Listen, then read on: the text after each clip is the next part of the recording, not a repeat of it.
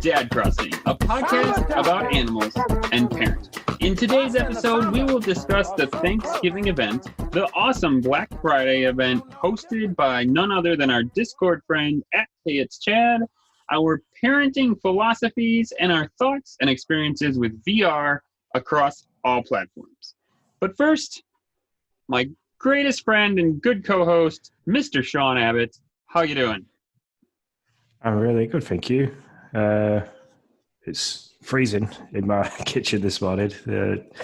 It's 1st of December and winter is definitely setting in the UK.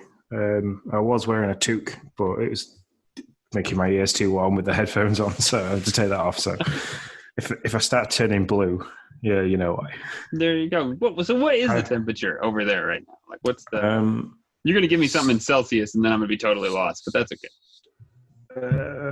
It's about 4 degrees Celsius, so it's 35 degrees Fahrenheit. I can't remember. Around 40? Okay. Yeah, it's right around that here. It might be a little bit lower than that. Somewhere, I don't know, around 32. Yeah. We have snow on the ground. 39 so. 30, 39 degrees Fahrenheit. There you go. There you go. Yeah, so we're pretty close to each other in temperature. It might be a little chillier here. We have snow right now. And my basement, which is where I podcast, is never the right temperature. It's either cold or it's hot. It's usually cold in the winter and hot in the summer. I don't know. It's never the right temperature, even though it is climate controlled. There's only one thermostat and that's upstairs, so the furnace doesn't care what it feels like down here. So there you have it. Well, because we had to record the last podcast in 2 halves. And the second half that I was sat on my bedroom floor, nice and warm, and yeah, I'm having to rethink where I record. So I'm looking at trying to move out to the garage, but to move out to the garage means a lot of work because it's even colder in there.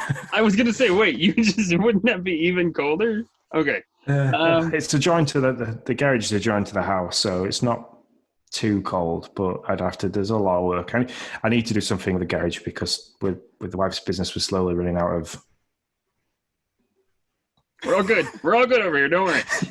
I had a little flicker of the lights for everybody who's wondering why Sean just had a moment over here on my side. There's a little flicker, but we're good.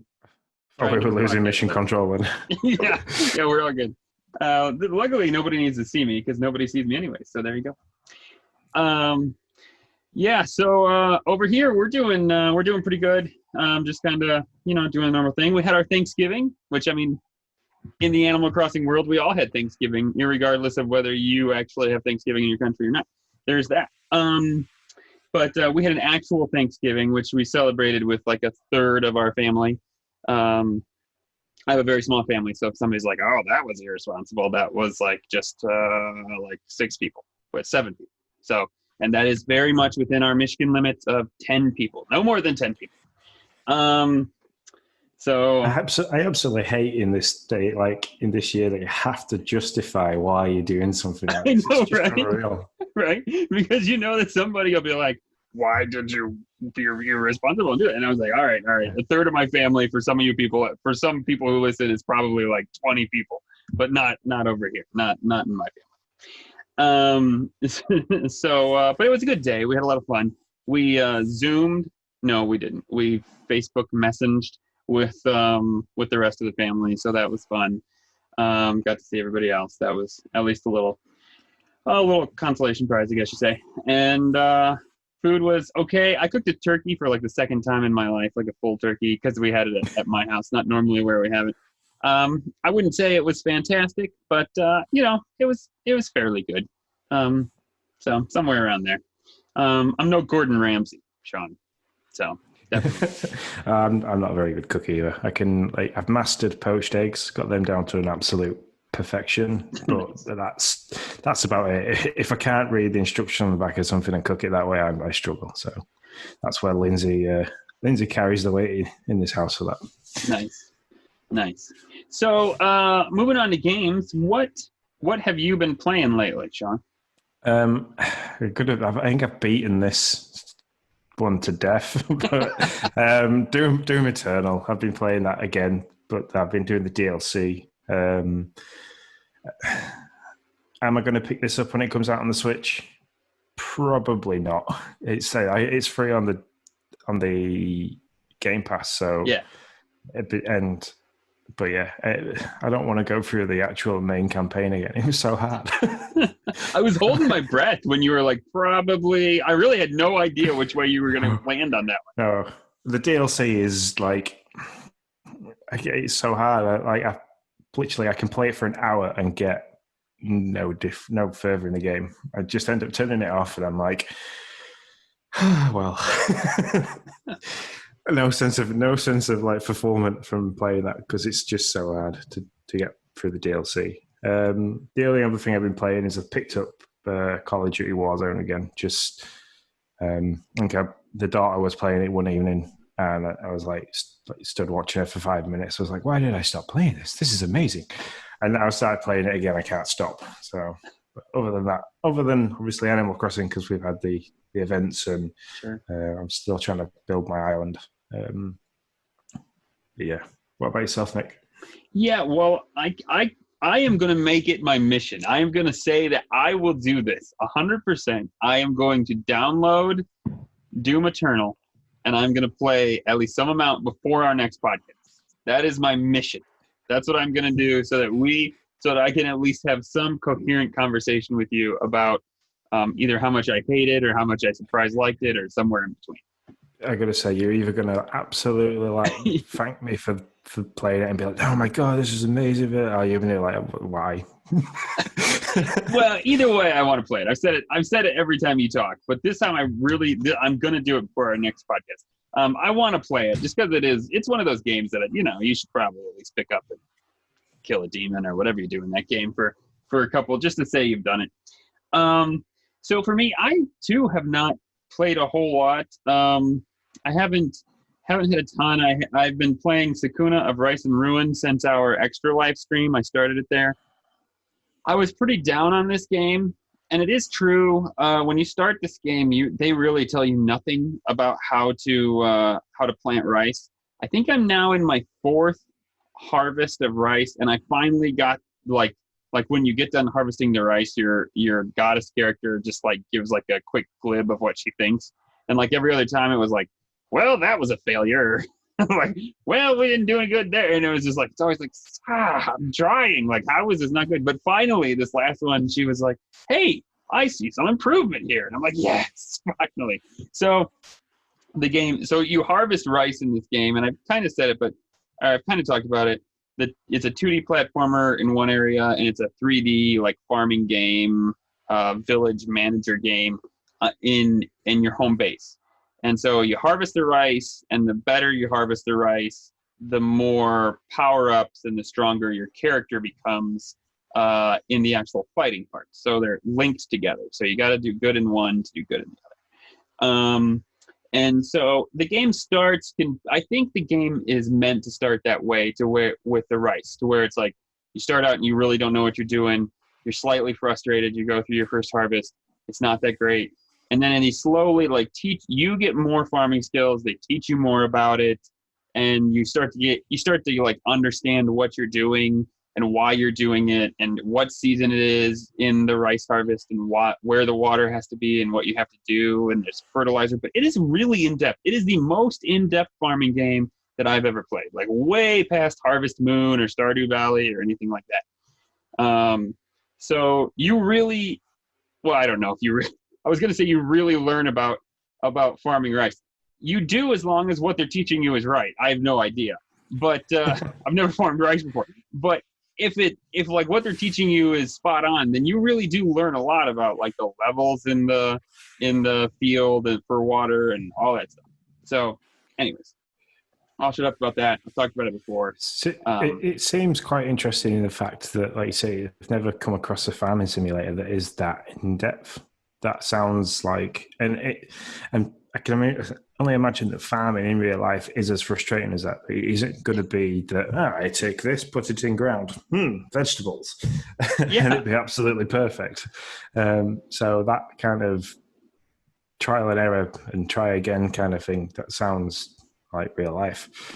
Yeah, yeah, and I mean, on one hand, it's super frustrating and I hate it, and on the other hand, I'm like, I really just want to master this whole rice farming thing. Like, I just want to get, and so there's like a part of me that just like I want to just put it down and be done with it, and there's a part of me that is like, no, I want to figure this out, and I have made it. I don't know, I've made it pretty far. I've opened up a lot of the world as I go out and do the combat stuff, and that's been great too. There's little crafting elements too, and so yeah, it is a lot of fun. But it's definitely way past like, oh, you plant something like Harvest Moon or Stardew Valley, which is about as most in-depth farming I've ever had before. You plant something on the right season, you throw some fertilizer on it, you water it every day, you're golden. That's it. You're done. And so yeah, this goes way, way further in than that. Like it can take me probably 15 minutes to sow my field of rice. Like legit, it takes me, I have to walk her around, make sure she's putting the seeds in a balanced spacing apart so that they all grow correctly. So just the sowing of the field can take 15 minutes, like real time.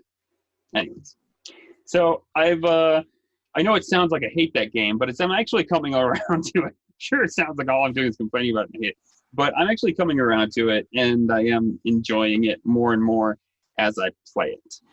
But I will say I'm probably going to put it down this week because as much as I have not heard great reviews, I just don't think I can not buy it. I am very interested in Immortals Phoenix Rising. Like I want to not.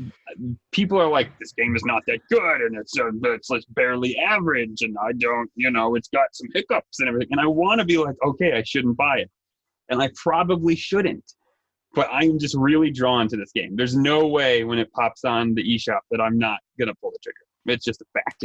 See, I've got it on my Christmas/birthday list because like my birthday's 8 days before Christmas. Sure. It's great, but it's also not great. So it's on my. Yeah. If my parents are struggling or somebody asks Lindsay, oh, we really don't know what to get Sean, what should we get him? It's on that list of things that she can fire after people. So sure. I have it digitally, not digitally, physically. So if I start to not, I can be like, look, I really thought this game was going to be right. So I'll take it and I'll go get something that I actually want to play, which is probably when I'll pick up Doom Eternal on the Switch. Yeah, and I should do that. I should buy it physical. I buy everything digital, but I really should buy this one physical because yeah, I am nervous about it. And as much as I think I've even said on Discord, well, I'm gonna wait until I get some more reviews and blah blah. I guarantee you, like I'm gonna say that and then somehow I'm gonna black out and it's gonna end up on my Switch by like the end of the day. Guarantee, because I just won't be, the pull is strong. That's all I can say about it. So anything else you've been playing? No. There's things that I want to play, like that. Immortals.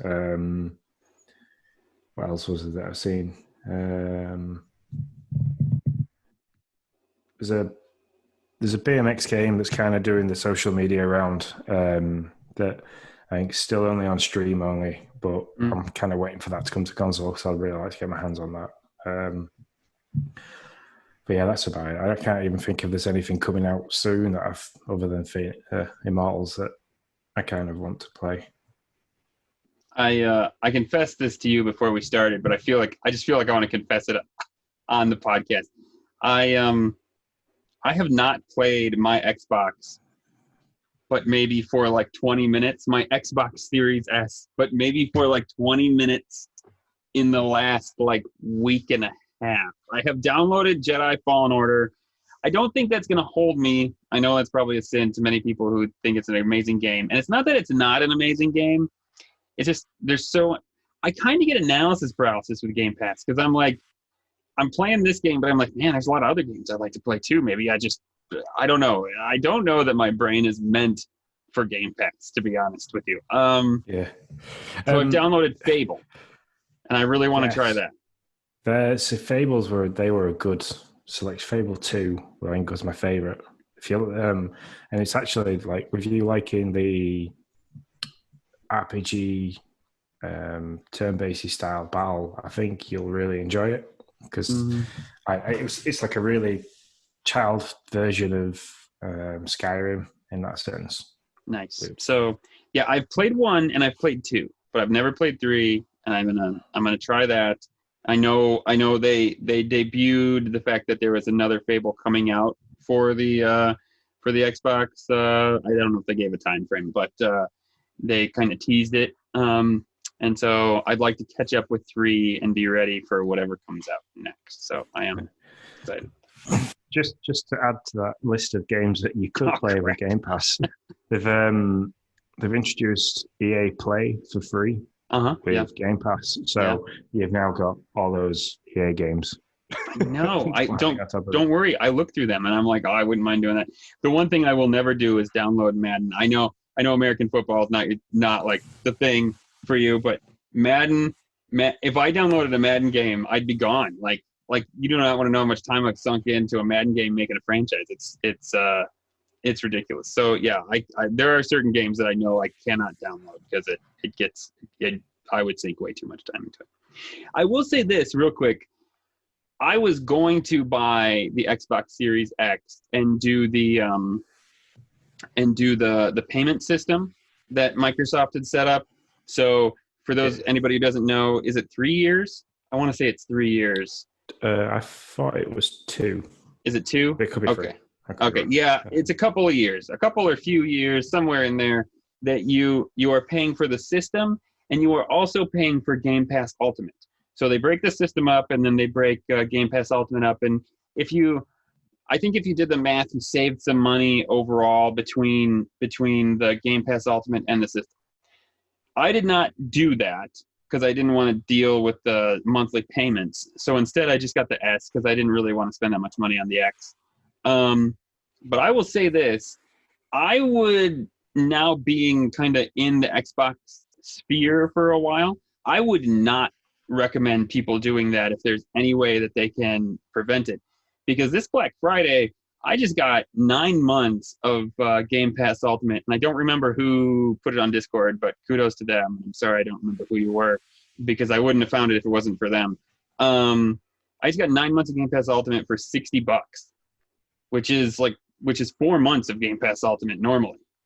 And so that made me realize, if you can afford to not do it, don't do the payment thing, because you're paying that $15 a month and you don't have any way to take advantage of good deals like that and save yourself some cash. So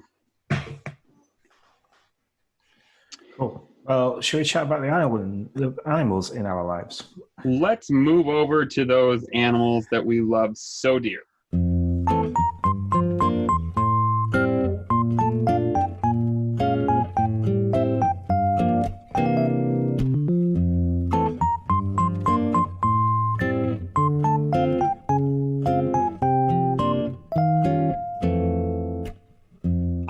Isabel's morning announcements.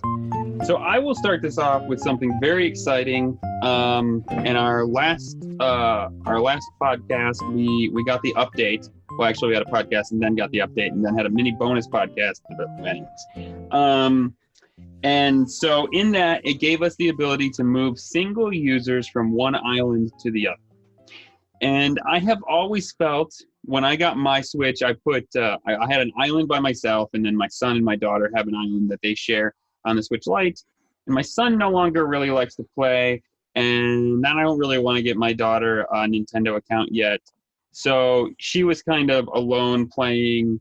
She wasn't the representative, and it was kind of like that. And she had dropped off along with my son. And so I went to her and I said, hey, this is a thing. You can come to my island. Would you want to do that? And then we could play on one screen together. And she was like, yeah, I would love that. And so, by the way, she didn't say it quite like that because she's 4, just to give context here. And so I went through the process of getting her user over on my island. You do not need there's a specific app you download to transfer your save data. You don't need that to do single user transfers. You just do that right in, you hit the minus button on the home screen, and the two consoles talk to each other. You do some menus on the one, and then more menus on the other, and then by the time you're done, they walk out of the airport, and Nook greets them and is like, hey, I hear you want to join this island, and he gives them a tent kit, or not a tent kit, it's a kit, like a building house kit, and then so you end up with whatever was in your house, whatever was in your pockets, whatever was in your storage, whatever was in your bank. That's what you bring over. So if you put anything outside your house on your previous island, that stays on that island. So, but other than that, and you don't get to bring over designs. So you kind of get linked into the design grouping that is on the island currently. You have to leave whatever designs you did. So for those of you who are big into that, that's probably going to be an issue if that's something you're doing.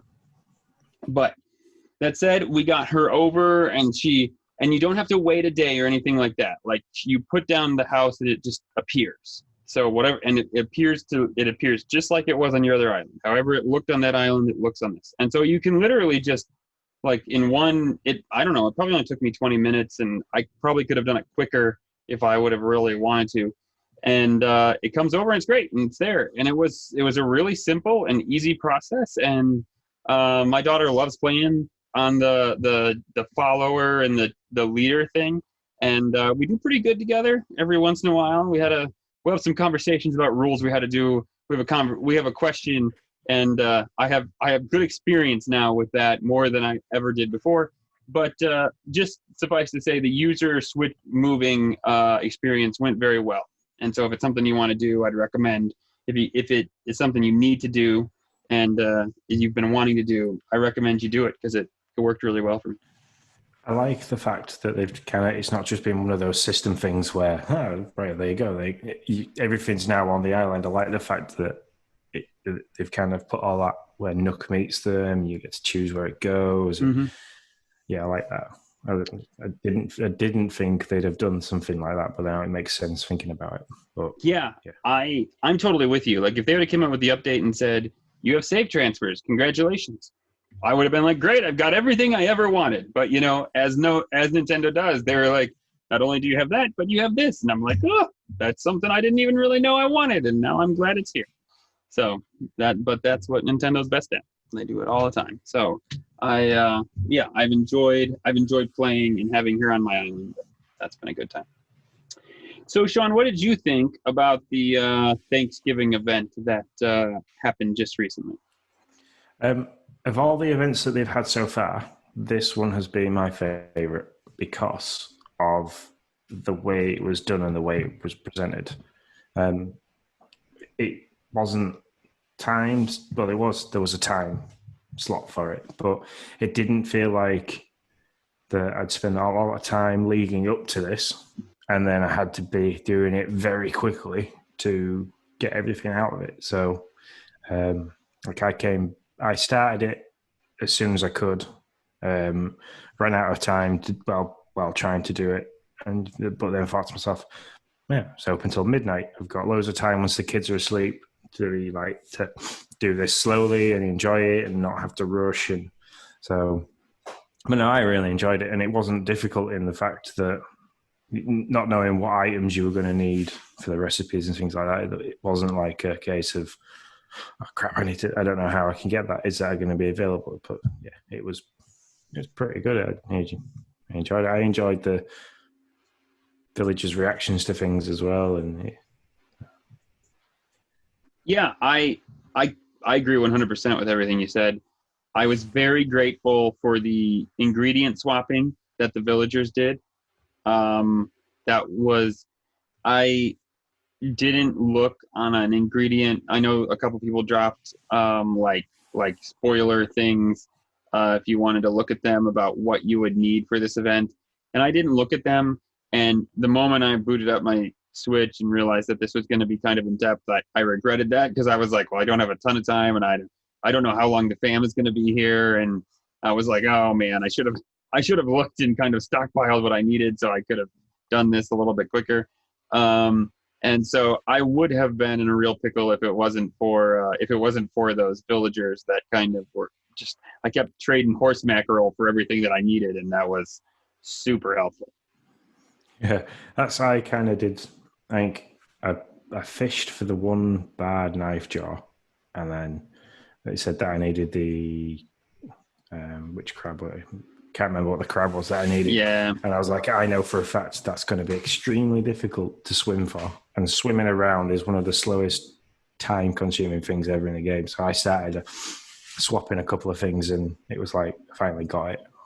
Like that was a lot quick, and I think I got it like within 2 swaps. So yeah, no, they were pretty good about getting you the stuff you needed. Although I did put a GIF on Twitter that I thought was really funny. It shows all of your Islanders enjoying the like feast, and then it's like my Islanders at Thanksgiving, me at Thanksgiving, and you just like shows this person randomly swimming in the middle of the sea trying to find something.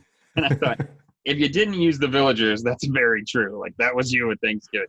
You were just searching around for your items or your ingredients. I did a full lap of the island trying to find that crab. It took me 35 minutes, and then I thought, but I had a couple of other things, and I thought, so Tammy wanted this and Ken wanted that, so I kind of like went to Ken, gave him what he wanted, which then he gave me something else that Tammy had already wanted anyway.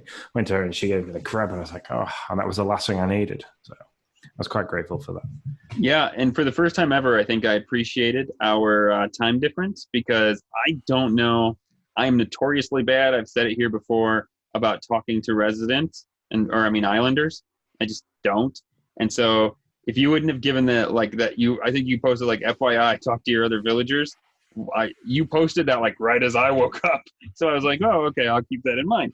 And so that made me think, okay, I'll go see what they want, because I was kind of frustrated with what I couldn't find. And then I was like, oh, that's why you need to talk to the other villagers. So I appreciated that very much, because I probably wouldn't have looked in any of the houses. I'd have been like, I can't deal with those other people. I just got to get these items. I could see me doing that. Yeah, that's why I put it. Also because I didn't look at the spoilers list, so I wanted I went just because it. I think Isabel even mentioned it, that like obviously people will be making stuff. So I thought, I wonder what they're going to be making. I didn't think they were going to be making anything, so that's why I went and had a look. And as soon as I was told, don't forget that if you want to really make something tasty, add this. I was like, that's going to be important information because it's in blue. That's right. If you play a Nintendo game, pay attention to the colored letters. That's a thing. What do you think about the DIYs and all the stuff we got? They're nice, I think, for a themed event. There's bits and pieces of DIYs you can use to make like outdoor areas look nice. Mm-hmm. So I've added. I'm in the process of trying to make the hay looking thing for the campsite. Oh, sure, yeah. Because rather than having a load of weeds, which it's just a nightmare, because every time I go on that area, it just seems to sprout them. Because there's so many of them, they just pop up like wildfire. I'm going to start using the hay rather than weeds, and hopefully have it look like a bit of a camp field. Cool. That's good. And the table and stuff I'm going to use in the campsite, because it's quite a nice looking campsite style table. Mm-hmm. So it's kind of upped the campsite looking area. I know it's all the Thanksgiving stuff, but because it's outdoor, it's the pilgrim looking kind of stuff. It's actually quite good for the campsite. Yeah, and I've said this before. I think this event probably has been the most guilty of it. And the only thing maybe I didn't like about it is that everything came right as you were at Thanksgiving. So like at Halloween, you got a run up of some items. Easter, you got a run up of some items you could put out for Easter before the event, but man, everything came right at Thanksgiving. So it was like you're getting it that day, and it's like, well, now I don't really care. Now I want Christmas items. And so I was like, so yeah, there is a white, I think they called it the garden stand, which I have used actually a few times on my island now. I was looking for a little item that I could just put out that looked nice. Doesn't really look Thanksgiving-y. I don't know. It doesn't look like anything Thanksgiving. And and you can put stuff on it. And I really like that particular item. I'll use that, I'm sure, a ton more. But yeah, I just was like, well, I would have liked to have this stuff before now instead of like right at now. So that would be my one minute gripe of the whole thing. But overall, yeah, so far I think it is my favorite event. Hopefully Christmas tops it. I'm very excited about Christmas. Very excited. Yeah, so today's the first, so it's I'll be jumping on later on this evening when I get back from work and seeing what's available, because it runs now from the 1st to the 27th, I believe, the 26th. Mm-hmm. So we shall see. Yeah. What it brings. Like always, we shall see, because it's always, whatever it always is, seems to start right after our podcast. The only way it works. Yeah. We shall see. Nintendo drop an awesome little video after we finish recording. Yeah, you better believe it. They'll flesh out the whole thing tomorrow at 6 or in an hour for you. Yeah. So no, that's just how it works. But speaking of December, there's snow. Has it snowed on your island yet? No, I haven't seen it snow yet. Yeah, I had a little bit. I had some flurries, so I'm super excited. Although I am bummed because I was very excited about tomorrow. I was going to catch a dung beetle. We'll get into this. It's the only beetle. If you have caught everything from when the game has come out till now, it is the last thing you need, and you will have all the bugs. I've caught them all. This is the last one. If you didn't time travel or anything like that, you've been waiting for December for the dung beetle. Seems ironic. But I bet I won't get him until it snows enough that there's snow on the ground. Because as I recall, he pushes snowballs around. And I bet he won't show up right away in December. I hope I'm wrong, but I bet I'm not. So I wonder what you do because another thing that we need to talk about is that you got the golden axe. True, I did. I got the golden axe because I tried hard for it because I knew that I was about to get other golden items. So I was like, well, I got to get this axe. I've actually had the axe you gave me in my inventory because I was like, well, I can't use the golden axe because it's going to take forever to break and I need these things to break. So I just put it in my inventory and waited. Now I have it. I have it in its because I believe when you finish the Critterpedia is when you will get the golden net. Yes. Yeah. The golden shovel is Gulliver. Yeah, you need which to. I'm very close to. Times. As long as they count Gulliver and Gullivar as both, I'm very close to it. I should only, and I mean, I say very close, but I'm probably like 4 or 5 away, which, could be a month, quite frankly, or more for that matter. I haven't got my golden slingshot yet, but I've had the Nook Mile event for shooting down the maximum amount of balloons that you need to get all the Nook Mile stems. But I haven't got my golden DIY for that. Really?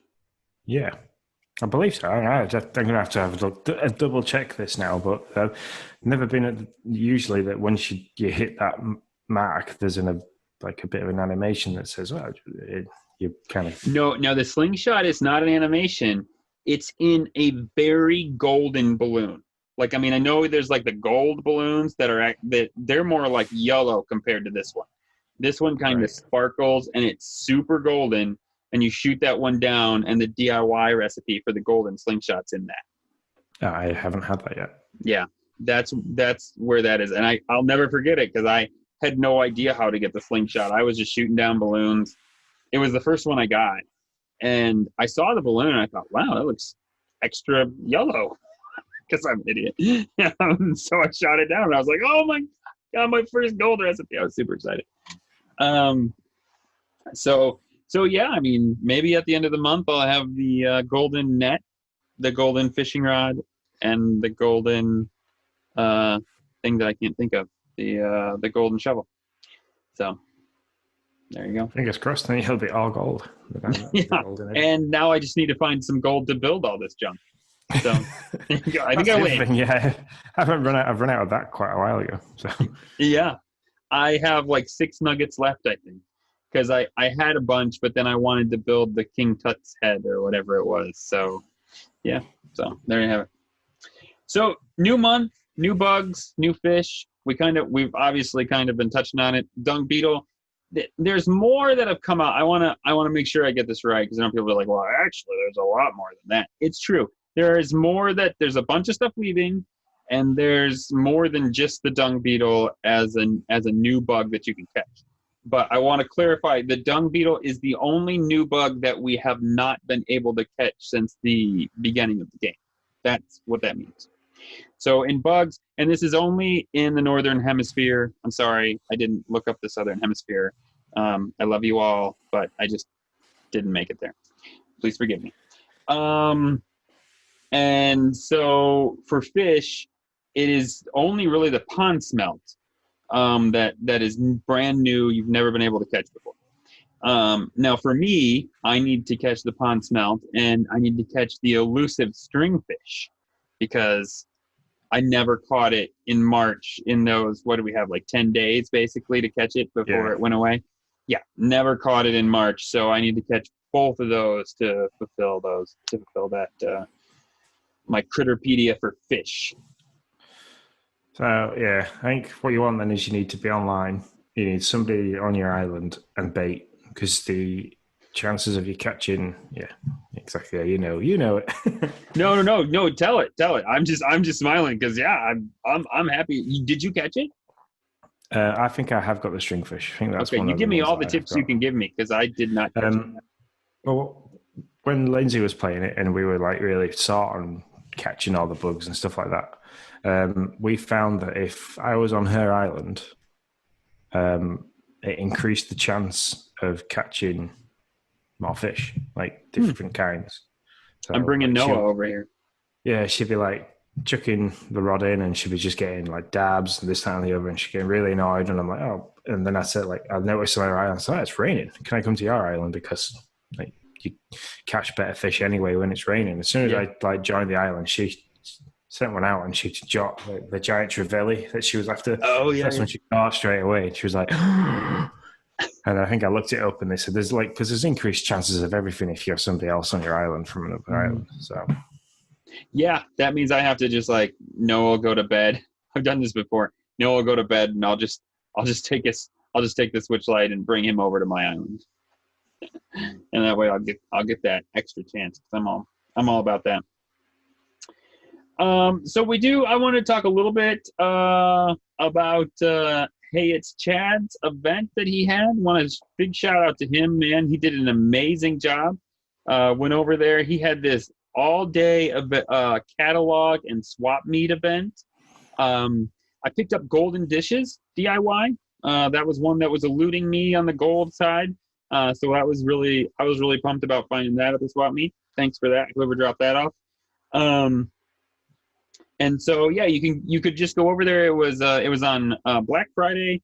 You could go over to Chad's Island, drop off a bunch of stuff, and then you didn't have to stay. You could head home, do whatever you wanted to do, and then pick it up at the end of the day.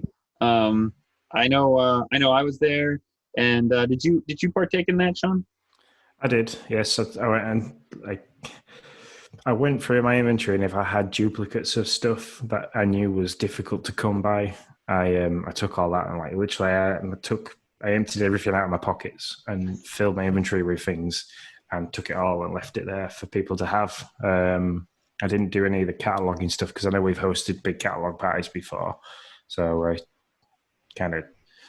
Yeah, that was good. Picked up a lot of DIYs that I've been looking for. So, like a nod to every who was it? I can't remember his name, but I'm gonna have to look it up while I carry on talking. But yeah, I picked up a load of DIYs, especially like the Astro ones that are from Celeste that I keep missing. Oh yeah, I'm there with you. I keep missing Celeste too. I don't know where. I don't know. Maybe I'm missing her on my island. I'm not running around late at night enough. But yeah, that was probably one of the things I know because that's something I'm trying to do is like kind of collect those DIYs that I just seem to be missing here and there. So that was cool. I was really excited for that. I did the same thing. I have this little DIY card area. It normally gets overfilled. I start throwing them on the ground. Then Isabel yells at me and tells me I don't have a 5-star island anymore.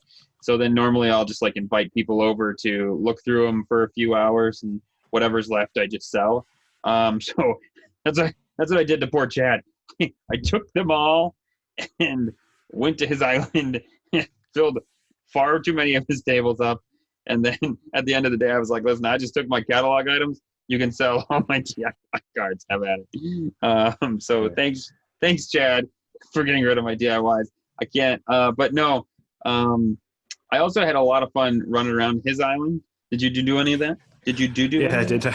I took a red balloon with me and kind of like ran around with a red balloon and Nice. sat on the beach for a while, sat with Chad on a bench for a while, kind of went fishing, spoke to all his villagers, went around all their houses. The only house I didn't go in was because there was a couple that had the mailboxes outside. So being polite, I didn't just go raiding through everybody's house that had a mailbox. So yeah, I was well behaved like that.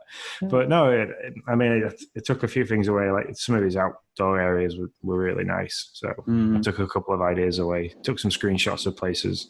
Loved his flower arranging, which I took a screenshot of that on the Switch. But I think it's a C, a love heart, and a K. I don't know if you saw that. But No.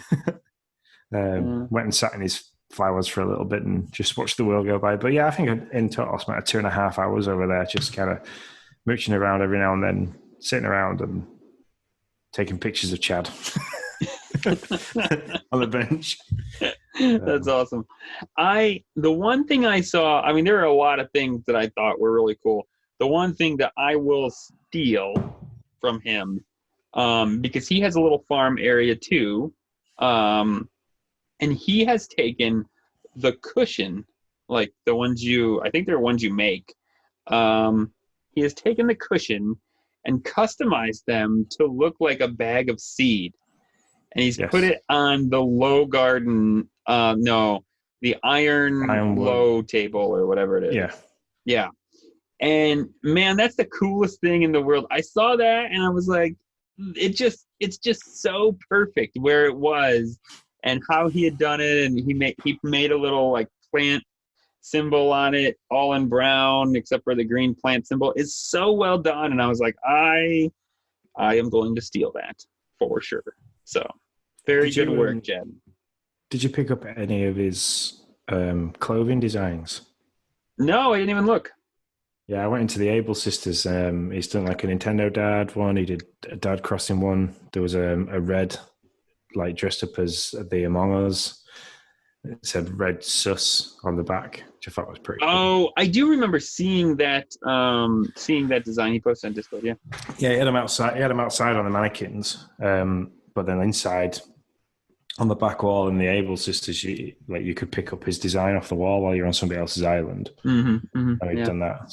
So I picked up all of them and then left him with one of the Dad Crossing ones that I designed as a gift. So that's cool. Yeah, no, that's awesome work. So thanks a lot, Chad, for hosting that. I mean, he just kind of took that over and did an amazing job. So that's why, that's why we love the community. I mean, they're amazing. Absolutely amazing. Yep. So Sean, go ahead. Sorry. I was going to say, on the terms of Chad's event, I think I'll probably do a New Year's style sales event where pretty much the same as what Chad's done. I'll leave it open all day. And off the back of Toy Day, if there's anything that you want to give back or take back that you didn't enjoy from your villagers, playing on that kind of thing where most people, if they get a gift that they don't like, keep the receipt and take it back. You're like re-gifting. If there's anything that somebody's missed, all that sort of stuff, I'll make sure I've got as much of them as I can, and it'll be kind of the same as what Chad's done. You can come, drop stuff off, pick things up. So there's going to be DIYs and items over the Christmas period that somebody might miss. So, and I don't want people to have missed out on lights and trees and that. So keep an eye out for that. I'll build something for the Discord and I'll get it posted on there. Yeah, that'll be fun. I know. I'll be honest. I'm super worried about the whole Christmas DIY thing. If they're coming in balloons, I surely hope they're not coming in balloons like they have for autumn. I missed a lot of autumn stuff. I got all the mushroom stuff, but I missed a lot of like the maple leaf stuff. I missed, I think, 3 or 4 of those that just never got. Yeah. Then and I'm a bit upset that the maple leaves have stopped falling because I think I've only got like 8. So I have some if you need them. I just don't have any recipes that I mean, I made a couple of leaf piles and I don't know. I didn't have anything that I really was super interested in. But yeah, I missed some acorn things and some maple leaf things. But I was happy that I got the mushroom lamps. That was very important. I love those mushroom lamps. All right, Sean, are you ready to go over to our dad corner? hell yeah. Let's do it.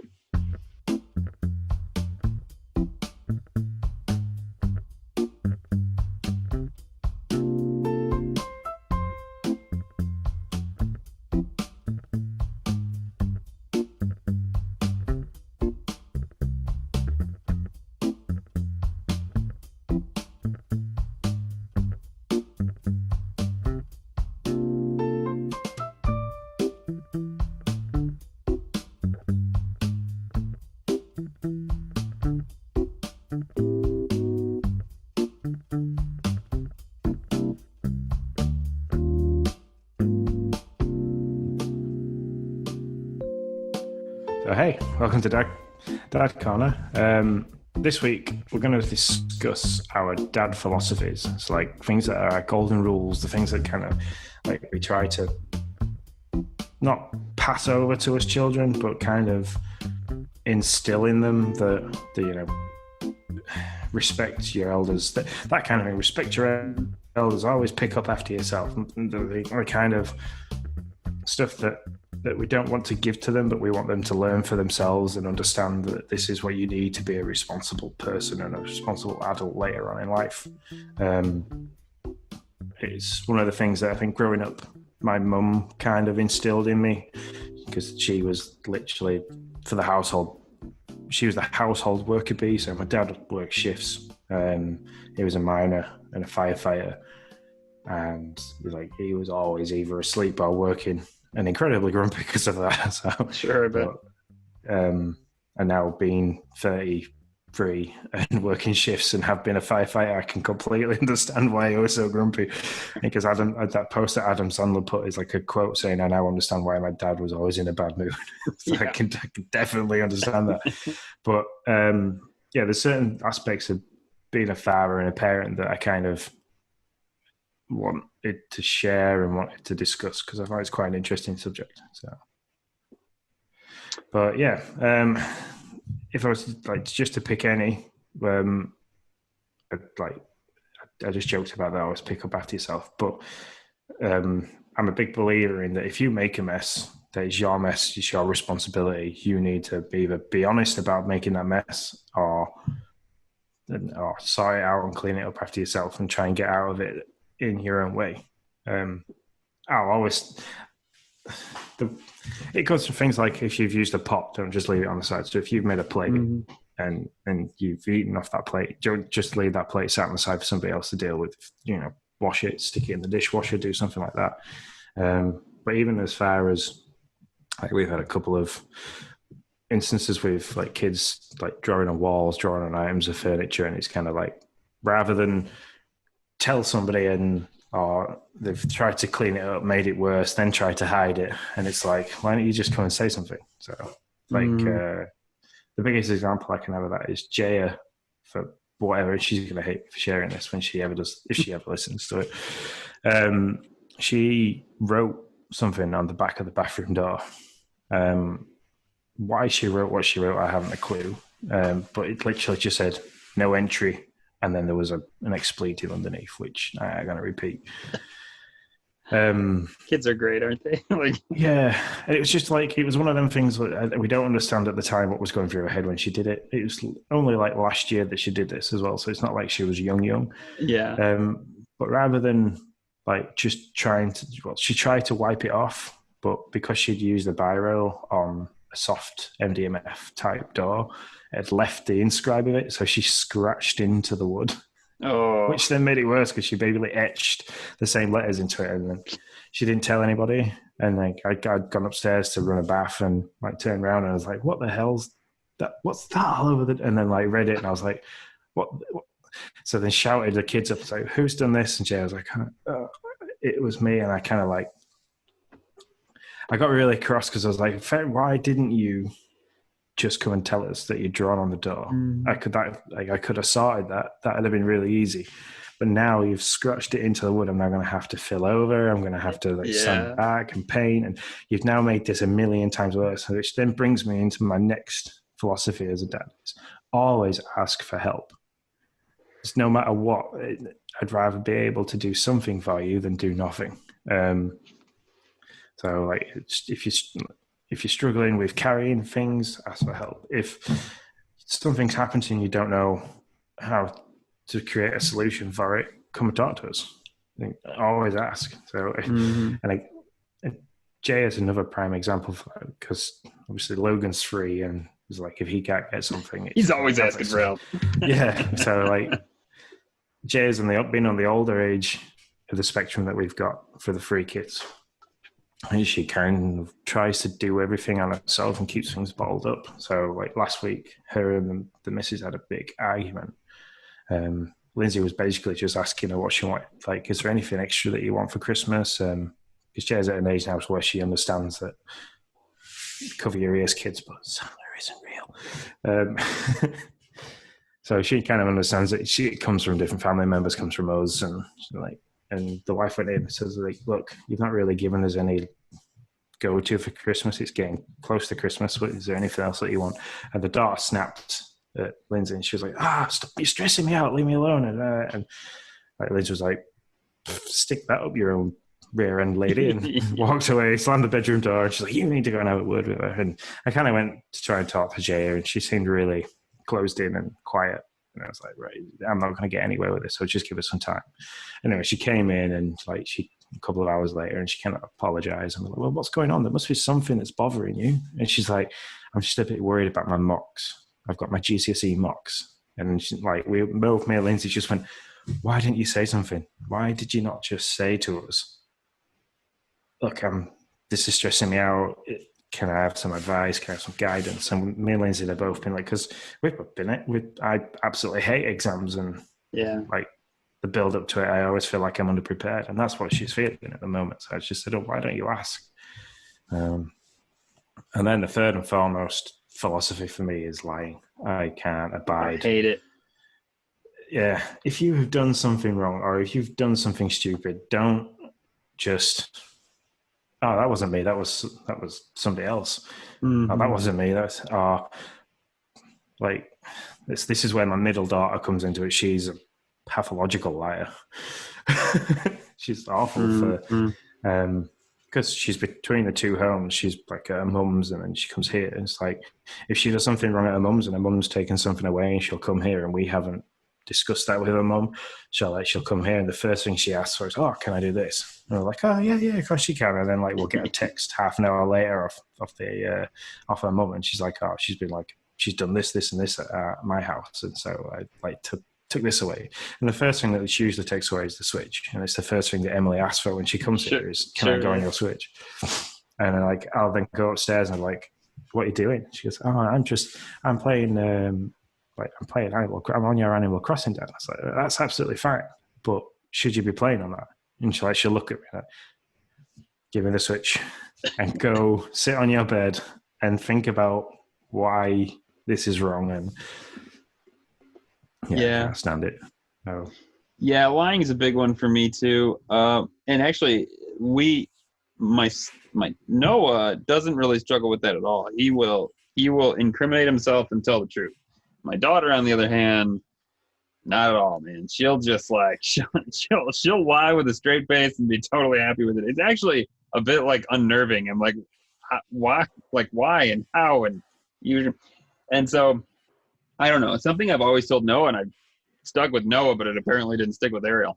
I always try to get them to understand that there are a ton of good people in this world that mess up and do things they shouldn't have, and they may not have even meant to do it, but they get into way more trouble because they lie about the mess up that they made instead of just being like, hey, I made a mess up. I was like, and I mean, I know it's hard. Like Noah's starting to understand it, but like it's hard for Errol to understand. But it's like you have to understand that a lot of people who get in trouble don't get in trouble for what they did. They get in trouble for lying about what they did, you know? So just take your lumps. It's going to be better than whatever you have coming for trying to like cover it up, because it's never going to work. So, yeah, that's always a big one for me as well. It's the same here. If you've done something wrong, or you've done something you shouldn't do, then yes, you will be. There'll be some comeback for that. But because you've lied about it, that comeback is now tenfold. It's unreal, and that's kind of like that's how we deal with it as well. So we kind of emphasize more on the trying to cover up your mistakes and lie about it is worse than doing the actual thing wrong. Mm-hmm. Yeah, another one for me is following what you say, or just being true to your word, I guess would be a better way to say it. That's always been a big thing for me. The kids know it, like, and I'll tell them that. They'll be like, are we going to do this? I was like, did I tell you we're going to do it? And they're like, yeah. I was like, well, then we're going to do it. And it's like, and so like, it's important for me. I don't commit to doing something with them unless I know that it can happen, because I hate when you got people who are just like, yeah, we'll do that. We're not going to do it now, you know? And so I want them to understand that it's important to me that what I say actually comes to fruition, so that hopefully they'll be the same way, you know, so that they won't, whatever they say they're going to do or whatever they say is going to happen. I mean, sure, you know, life throws us curveballs every once in a while and you got to just roll with it. But for the most part, like, I don't commit to doing something unless I know I can, because that being true to your word and letting that really mean something is important to me. Yeah, not letting other people down.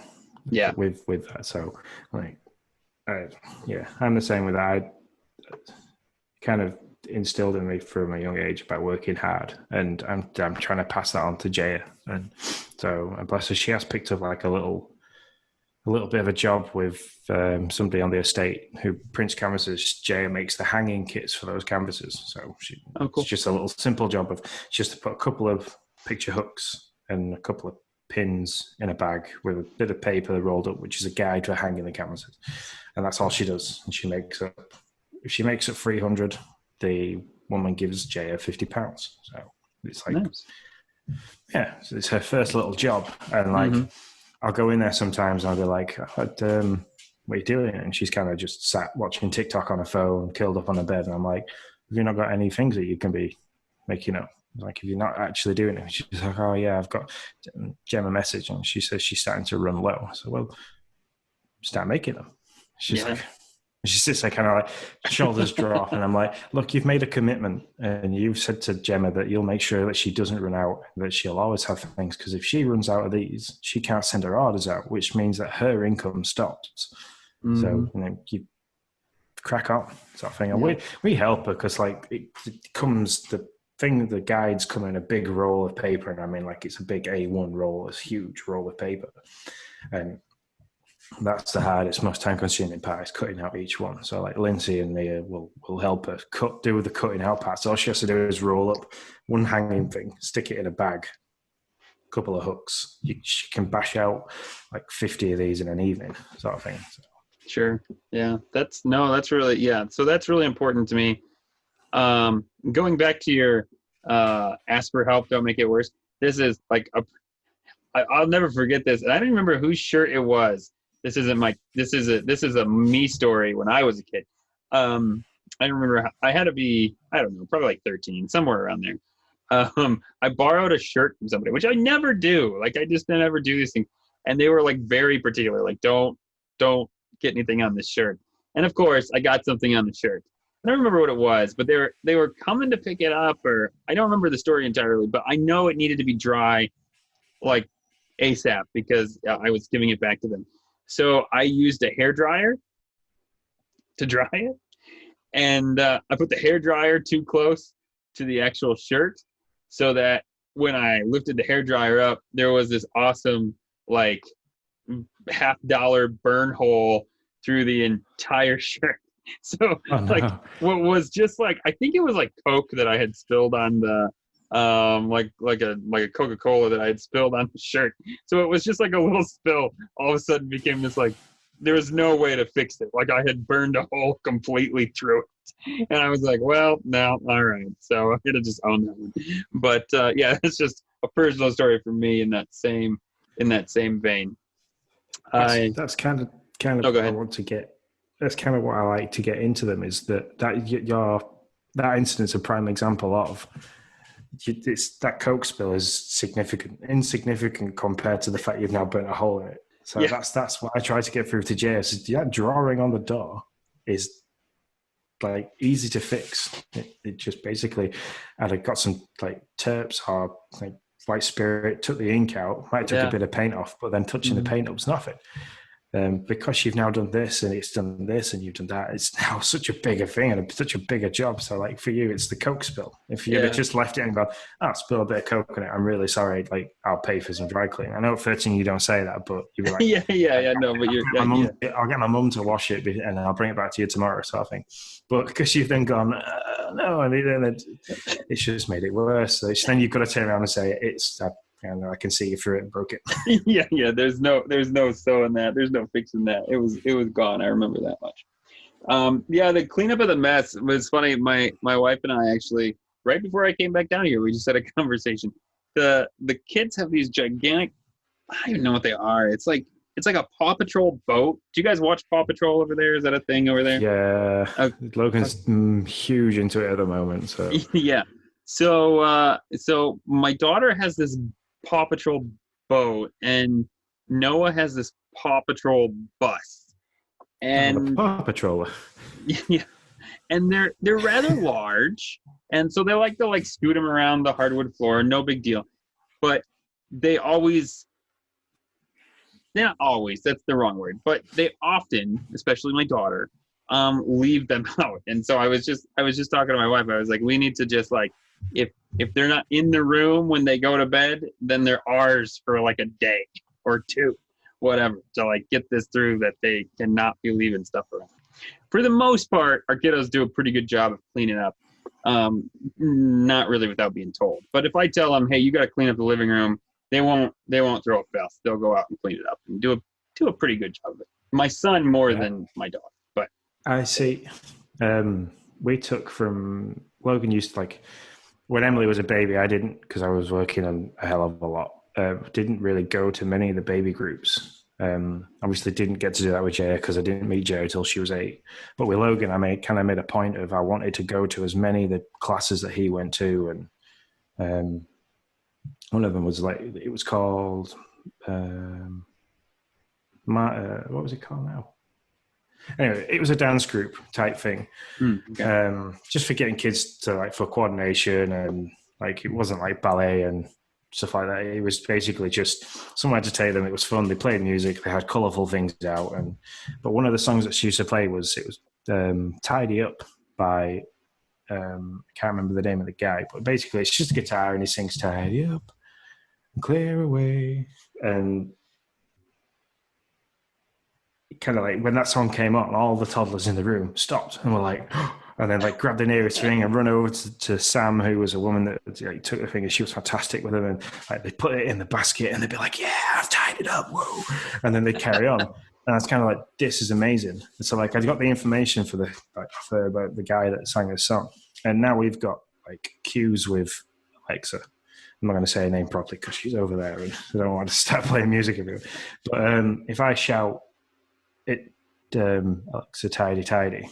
Uh-huh. She'll play this song, and she plays it in the living room.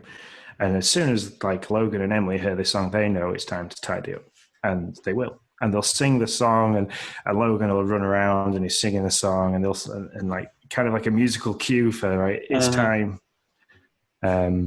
It's time to tidy up because like yeah, and I'm the same. It's like if you're playing in the living room, if you leave the living room needs to be clean and tidy. If you're in the bedroom and you're playing in the bedroom, before you come down from the bedroom, it needs to be clean and tidy.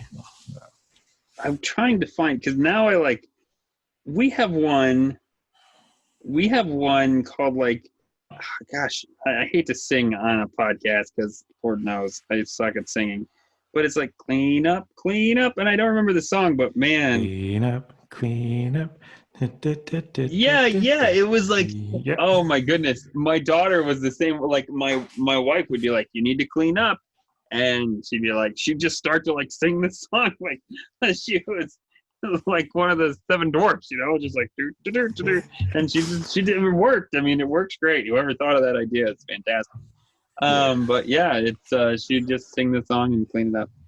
So, but yeah, that's great. So I also reached out to the Discord community and asked them in the parenting section, because it's a nice place to ask for things, but there's a lot of people that drop stuff in there that like asking for not help, but kind of a suggestion or opinion on things, and asked them if there is anything that they could come up with that they kind of wanted to discuss. And Dan dropped a big one, and so I'll just read out what he puts. So the one thing I'm trying to pass on is the ability to handle bullying. Even with all the safety measures in the world, we'll never be able to snuff it out completely, even as adults. So I'm trying to teach them why people bully. In simple terms, I teach them that if somebody is bullying you, it's because on the inside they feel trash. And the best thing to do is walk away, because they're really bullying themselves and using you as a target. Now, if they keep doing it day after day, kick them in the nuts. Which, yeah. It's Dan. We gotta love him. I kind of agree with him on that one. I remember when I was in high school, I was walking home one day and my little brother was being picked on by somebody that was like in the year between me and my brother. So my brother's 3 years younger than me. So like I was in because we do things in years in the UK. So like I was in year 9, my brother was in year 7, and a year 8 was bullying my little brother. Now, my little brother's a big guy. I mean, he's not as tall as me, but he's really broad, and he was always really broad. And he came running up to me, and he's on the way home from school, and he's like, Sean, this person's doing this, and he's calling me names, and he's pushing me around. And I was like, well, look, you either walk with me and ignore him, and like, because I'm not going to do anything about it because I'm older than him, I'll get into trouble myself. Right, yeah. I said to him, you're either going to have to walk away and come with me. Like, we've always been taught to just walk away or tell somebody. And so we'll have a chat with mum and dad when we get home and we'll see what we can do. Or you can do something to stop him from targeting you, because he obviously thinks that because you're younger than him that he's a boss and he's bigger. So like my brother was like, oh, okay. So like he kind of walked with me for a little bit, and this kid came up to him and started pushing him around. And he had one of these, the guy that was pushing him around had this like bag on that had like a strap that went from like over one shoulder and then round. Yeah, like a messenger bag type thing. Yeah, and it had like a pouch on the front for putting your phone in. Oh, okay. And my brother like turned around and grabbed this pouch, and he hit this kid so hard that my brother still had the pouch in his hand, and this kid was sat on the floor. And like I was like, that's one way to stop him. Like, I didn't mean that, but that's one way to. And like I kind of would get where Dan's saying, if there comes a point where there's so much frustration in kids that they need to lash out, and it's kind of teaching them that isn't the first thing you should do. It isn't something that you should do in general, but if you've exhausted every other outlet I've told the teacher, I've been to a guidance counsellor that like in school that might be able to offer support to the other person rather than just support me. Like I've told my parents have potentially reached out and discussed it with the other parents. The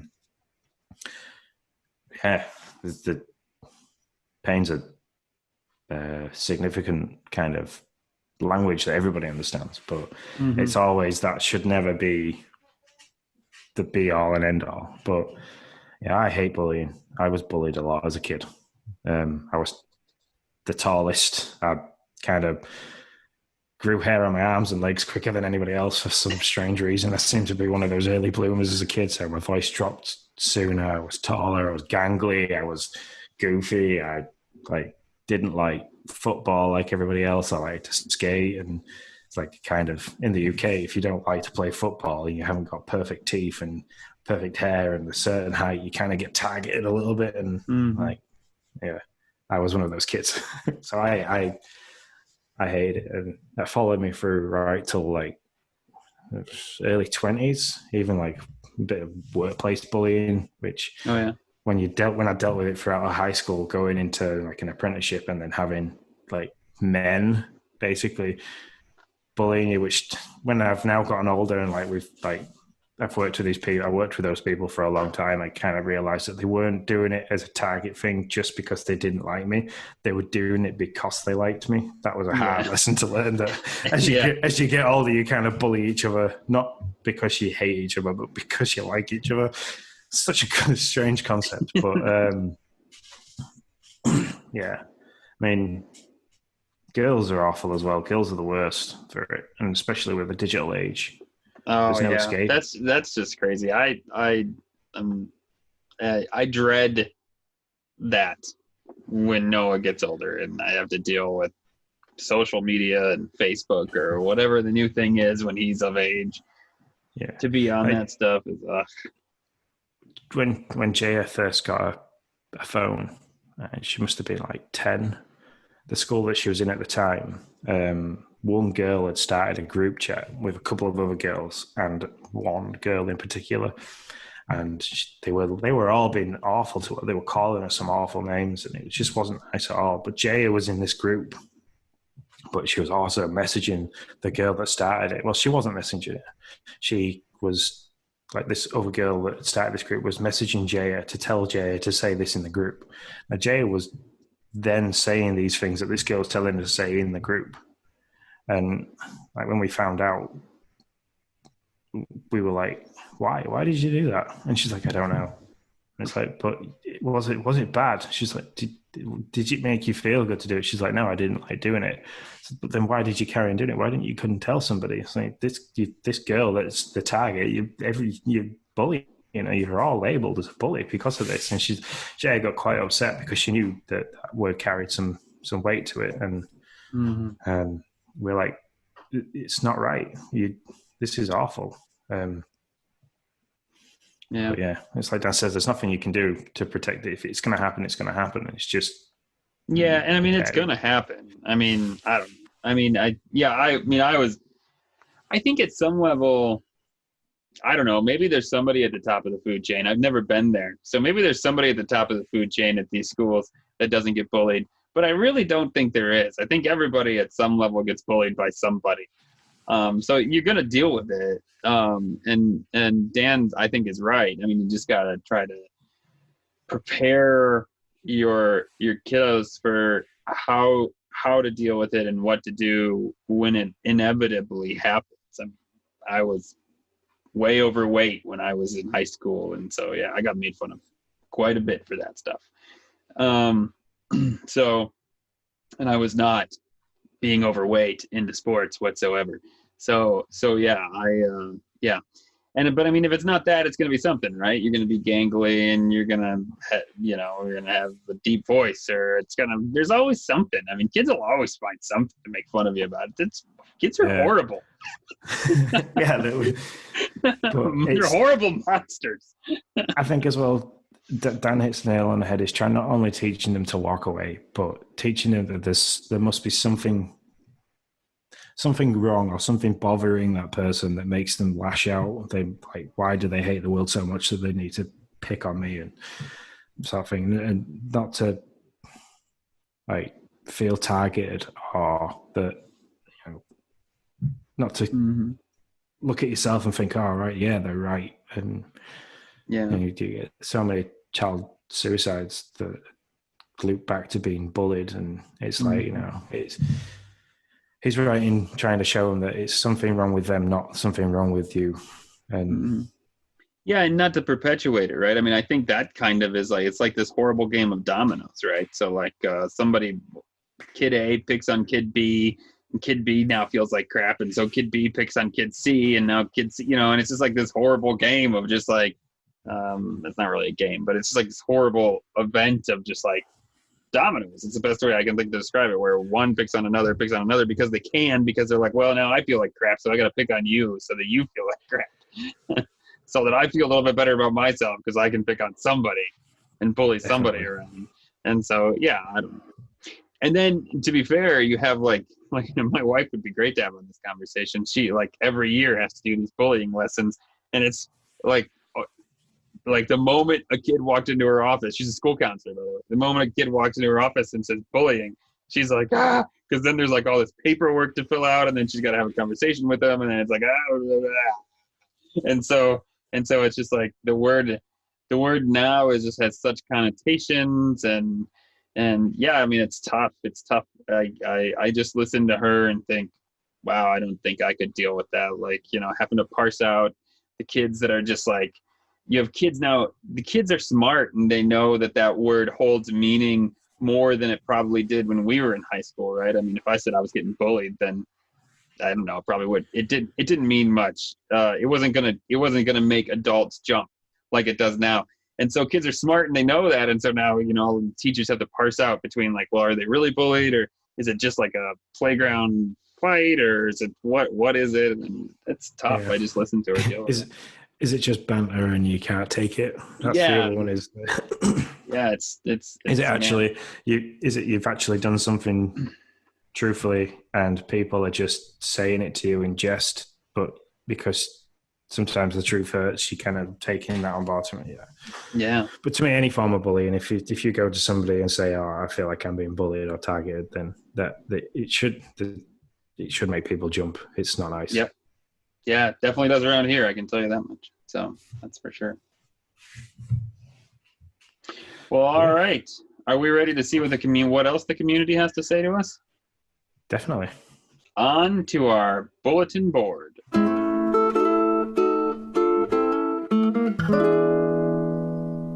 All right, the Villagers Bulletin Board. First, we want to thank all the Patreon members of the Nintendo Dads for hanging with us on Discord. You guys are the best community on the internet. We love you. And if you are listening to this and would like to chat with us, chat with me and Sean, plus a whole bunch of other awesome Animal Crossing fans and fans of just Nintendo and video games in general, you can join in on all the action for as little as $1 a month over at patreon.com/Nintendo Dads. Is it a backslash song? Did I say that right? That's forward, because it's forward slash. Yeah. Yes, yeah, I never get it right. And I know there's somebody who's going to be like, well, that's not a... So it's patreon.com/Nintendo Dads, or just /Nintendo Dads, whatever. You'll get there. But anyways, we actually have a lot of community questions, which I'm always excited about. I love a bunch of community questions. We thank you guys for being engaged and wanting to chat with us and ask us questions. And it's actually one of my favorite parts of doing this podcast. It really is. So the first one is from the Nintendo Dad himself, Neoprime. Tim gave us a question, and so I'm just going to read it out here. We thank him for this question. I apologize if this one has been asked or answered before, but here we go. Sam is my youngest, 12, and loves to play games with me. With ADHD, he gets super focused on a favorite game and wants to play it all the time. For example, Boomerang Fu. We played a lot of it on Thursday and Friday. On Saturday, he wanted to play some more, but I said, no thank you. I want to work on my Animal Crossing island. I offered for him to come to my island, but he did not want to until much later in the day, around when we did the swap meet. Shout out to Chad. Basically, he was upset that I didn't want to play the game. He wanted to play, and he said, you never play the games, and I want to play. Okay, the last 2 days disappeared, apparently. I know Sammy's situation is unique, but I wanted to ask, are there times when your kids want to do something with you, and all you want to do is your own thing? Like, hey, my child, how about a rain check? I'd like to do this instead, and what do you do if they don't like that rain check? P.S. Oh, I'm sorry. First off, Tim, you're awesome, and thank you so much for asking this question. And I can literally relate to this question to the exact game. I mean, no doubt. Boomerang Fu has taken over our house. And I mean, Noah gets an hour a day to play video games. And he will spend that hour for the last 2 weeks playing Boomerang Fu by himself. This is not a game you should play by yourself. There should be no joy in playing Boomerang Fu by yourself. There's just like, it's supposed to be a couch co-op game. So, I mean, you can play it by yourself. I say that slightly facetiously, but it is true. And so Noah's that same way. We hop on, and he's like, this is what we're going to play. This is what I want to play. And so, Tim, I am there with you on this, not only in the category in general, but also just this video game in and of itself. So what I do normally is to say, to maybe play a few rounds. I'll say, we played this yesterday or whenever. I don't want to play this a ton, but if you want to play like a round or two, they go pretty quick. We'll play a round or two. Or I'll say kind of like, yes, I don't want to do that. I want to do X, and you can, we'll play it later or something like that. But I think that's the best way.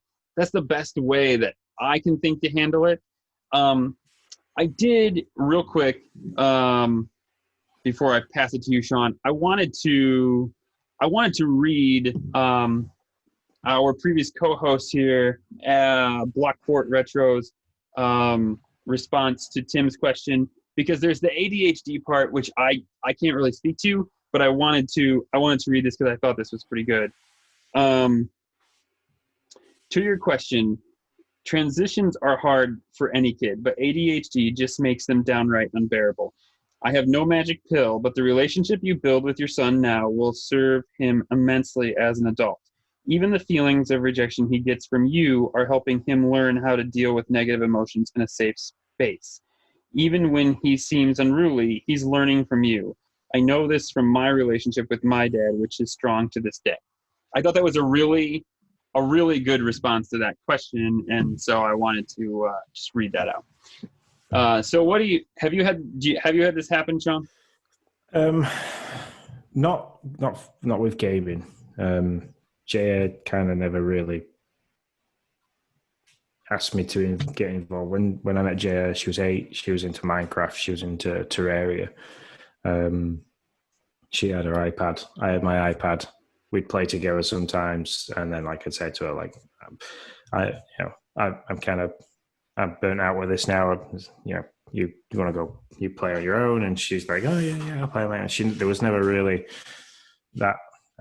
Emily's never really been interested in playing anything together, and Logan, basically, if I take out the Xbox controller, I turn the switch on, he kind of just, yeah, okay, you're doing that, and walks away and does something else. Or sometimes it might, like, probably not very good to do this, but I've played Call of Duty while he's been sat on my knee with another controller, and he believes that we are the police and we're looking for the bad guys, and we need to hit them with our blasters and send them to the prison, which is exactly what we're doing. But so I never have the sound on, so like he can't hear.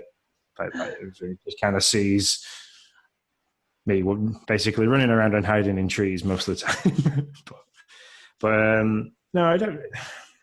For me, it's like more day-to-day stuff. So Logan will be playing with his cars. He'll come up and he'll be like, oh, Daddy, do you want to come and play cars with me? And like, if we're not doing something, so like if we're not trying to get dinner ready, or we're not trying to tidy up or get some washing, or basically doing the adult stuff, which is really boring and annoying.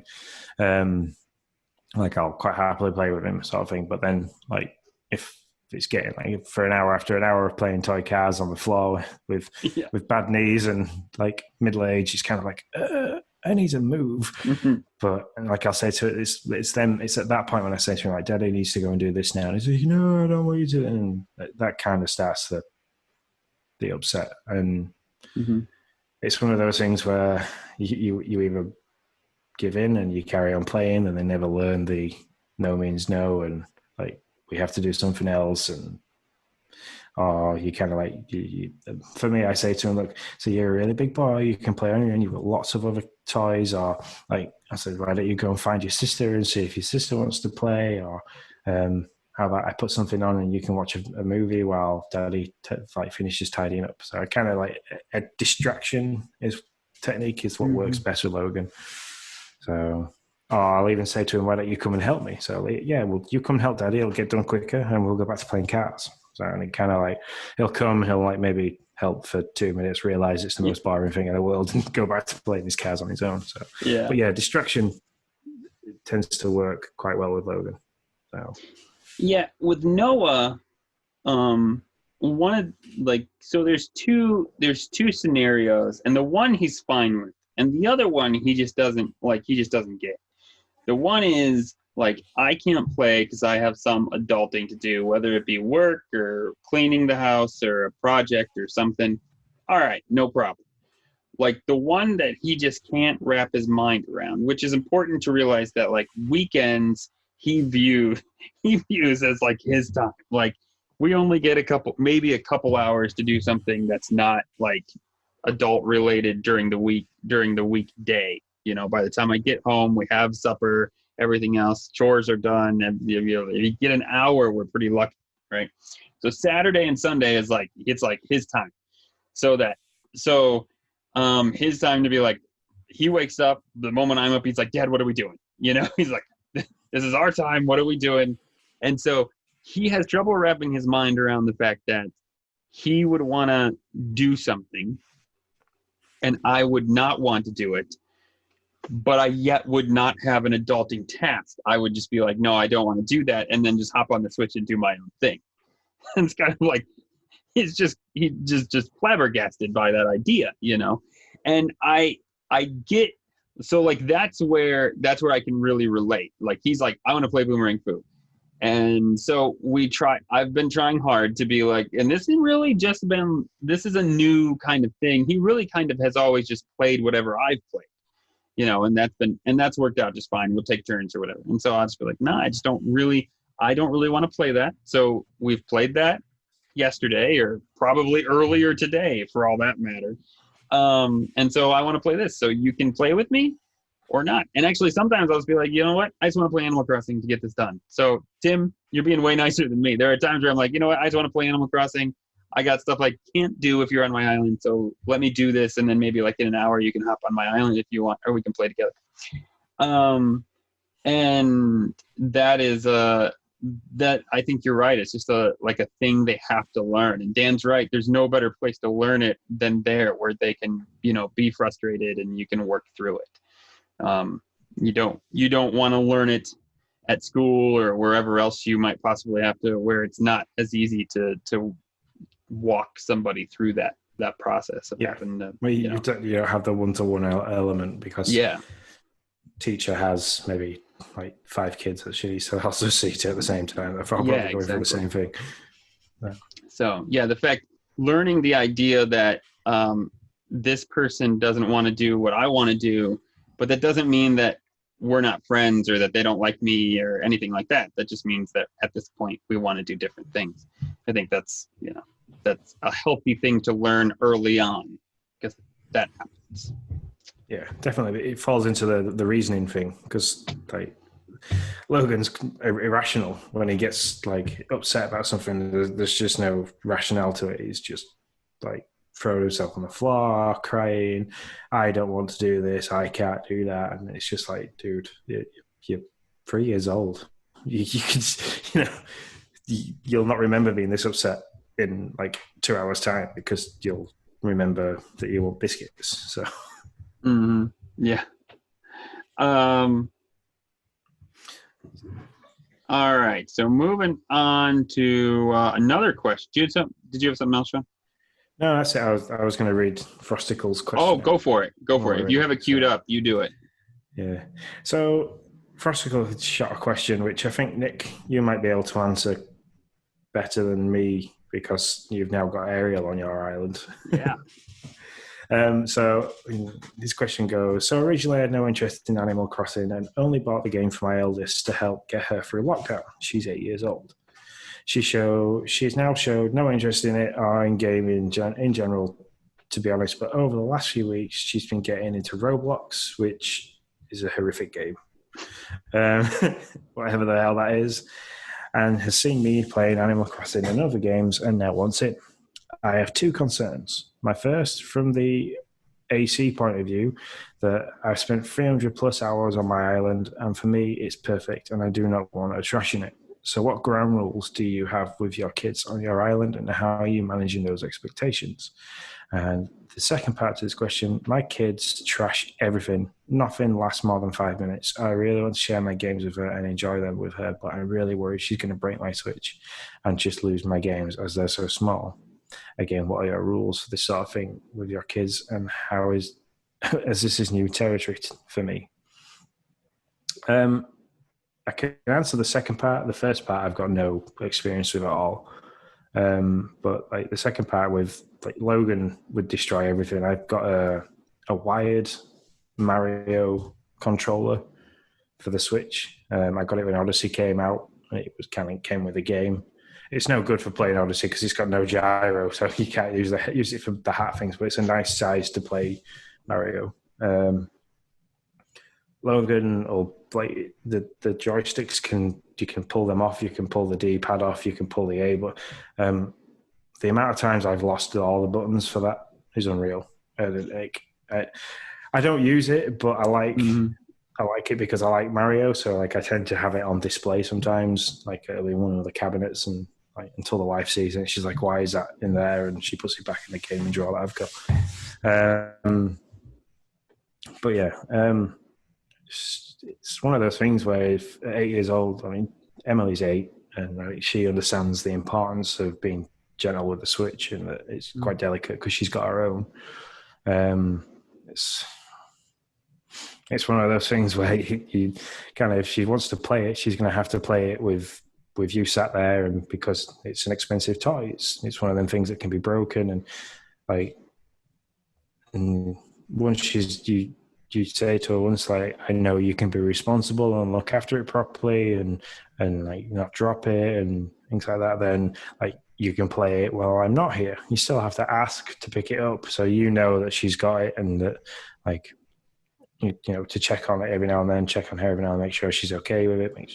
But yeah, I'm the same. If Emily picks up our Switch to play with, I'm like, that's fine, but like, you know, sit on the sofa, don't take it upstairs.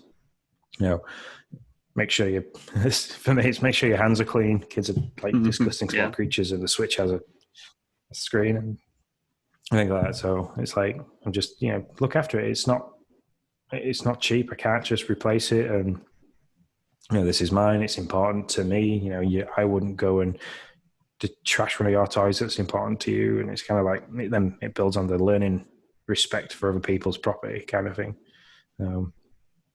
But yeah, that's how I deal with that. I like, you know, yeah, you can play it, sit together, you can sit on my knee and play for a while, and you know, just so I know that, you know, that you're looking after it properly. And then once you've built that trust with her, then let her branch out, and that bit of branching out, she'll feel like, oh, my dad trusts me to look after something that's his, and yeah. Mm-hmm. Yeah, I agree. With the second part, I agree with that completely. The only thing I'd say, if you're worried about her really dropping it, you know, Noah started off docked only with me there while he was playing because, you know, you drop a $50 controller, that's unfortunate, but it's better than dropping a Switch. And if I can see him starting to understand the rules of once I saw him starting to understand the rules of the controller, where it was like, okay, the controller it's a tool, it has a purpose, here's what it is. When I'm done playing with it, it goes back up on the shelf where I know it goes. And once I saw him starting to handle that properly, then it was like, okay, then I started to let him play. If he wanted to play something, I would kind of back away, not completely, but enough to where he didn't know I was there, and started to watch how he did it by himself. And once he still started to take care of the controller the way it was supposed to, then we pulled the Switch off the dock, and I was there with him, and we would play on the Switch undocked, and we'd go through that whole thing again, where it was like, this is the rules of the Switch, this is what you do with it, where it goes when you're done, go put it up. And once I saw him handling it well, then I pulled back to where now all he has to do is ask. And he's 6. All he has to do is ask. And as long as he asks, he can go have it. He can play with it. We have him on the parent. Now, I don't play on that Switch, so it makes it a little bit easier. I do understand that the parental controls are at the Switch level or like at the operating system level, so that makes it really difficult if you're playing on it and he's playing on it, and how that works, it gets annoying. So I wish, yeah, that makes it tough. But so he's locked down to like, I think there's like 12 games that he can play on there. He doesn't have any other real options past that. And so he goes and he can play those games for his 45 minutes to an hour, depending on how much time it is. And then once it goes off, then it's his job to put it up. And if I find out that he's gone over by a whole bunch, or if I find it laying on the couch, or if I find him running around with it, then he will lose it for the rest of that day and the next day. And that's usually because he knows the rules. He goes, gets it, he sits on the couch, he plays it for his time. Once the bell goes off, he has to be done. Then it needs to go back where it's supposed to be, and that's it. So that would be my, I know that's kind of long-winded, but that's how I did it. That's not how it would be how I did it. That's how I did it with Noah. I was totally with you. I've heard the snide remarks like, well, you'll give your kid an iPad, but you won't give your kid this $300 thing. The iPad's worth $800, $9,000, maybe $1,000. And it's like, well, my iPad has an OtterBox on it that I could like slam it up against the wall. And I don't know what those people do with their little frame, with their little like their cases, but those things are amazing. Whereas like the Switch, it just, especially the OG Switch, or like, the Switch that's not the Lite, is you can't encase it the same way. And it just feels like if you drop it on a corner, you break a rail or whatever, one of the Joy-Con rails, and it's very unfortunate. So I totally get you, and I was very worried about it too, and that's how I handled it. It worked out well for me. My daughter has lost their Switch, or not her Switch, but the Switch, numerous times. Like I try to back away, and she'll either be hanging onto it with one hand, or she'll leave it on the couch, or just not.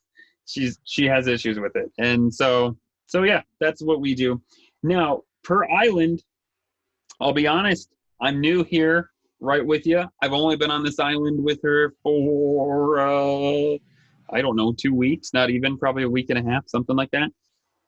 The first rule we had to come up with was that there was no digging up of flowers, but she can't just go around digging up all my flowers. But what she can do is she can take any of the fruits. I mean, I have as much fruit as I need, and she can pick as many flowers as she wants. They come back in 3 days. I mean, what's really the big deal? It's not that big of a deal as long as she's not digging up the flowers. And she was very content with that. Now, granted, I will admit, my daughter is only 4, yours is 8. So there's going to be a bit of a difference in contentment of just like the rules here. So she can pick the heads off of any flowers. She can shake the trees. I didn't ban her from any of that, or like, it doesn't mean anything to me. They'll all grow back in 3 days. It's no big deal. I also gave her own little part of the island. It's not very big, but it's her own little corner of the island. I even put a fence around it. Not around it, but it's legit like it's like the second level, so she can run up there, and she has this fenced-in area. It sounds bad when I start saying that. This fenced-in area, and she can do whatever she wants there. She can dig holes. She can drop junk everywhere. And yes, that will affect your 5-star rating. So if that's a big deal to you, if you're still trying to keep that 5-star rating, you might have to have a conversation with her about that. But the 5 stars doesn't matter to me all that much anymore. I mean, it's there, and if I really wanted to have it, I could just pick up all the items she drops. But I let her do whatever she wants in that space. That's her playground in Animal Crossing, and she can do whatever she wants there. So that is currently, again, I'm only a week and a half in, but that's currently what we have settled on that seems to work. I came into my island after she played for, I don't even know how she did it. It had to be a record time. She probably only played for like 20 minutes, and I have a lot of flowers on my island. But seriously, I say there was only about 10% of them that still had flowers left on them. I don't know how she picked them all. I don't know what she did with them all. I'm guessing she sold them because they were gone, which is fine with me. I was like, all right, well, that's you didn't dig any up. That's the deal. Yeah, so running through them can take the heads off them. That's true. Maybe that's what she did. Maybe she just like teared through all the flowers. Either way, it would, and I admit this, it would be different if it was March or even if it was April. Like it would be I would be much more, meaning like I was new in playing Animal Crossing, getting my feet wet with it. Whereas I'm at a point now to where I'm like, all right, I've done the stuff. I've got the 5 stars. I feel fine. I've done my piece. So I'm a little bit more lax than I'm sure I would have been in April or May of playing this game. I admit that 100%. So there's a lot of talking. Yeah. Sorry. So there's nothing else I can really say on that other than I'd have done the same as you. I'd have had an area cornered off. It's like this is your section of the island. Your house is near it. This is where you can plant trees, do what you want. That is yours to deal with. This is like our shared area, so I've tried to make this look as nice as I can.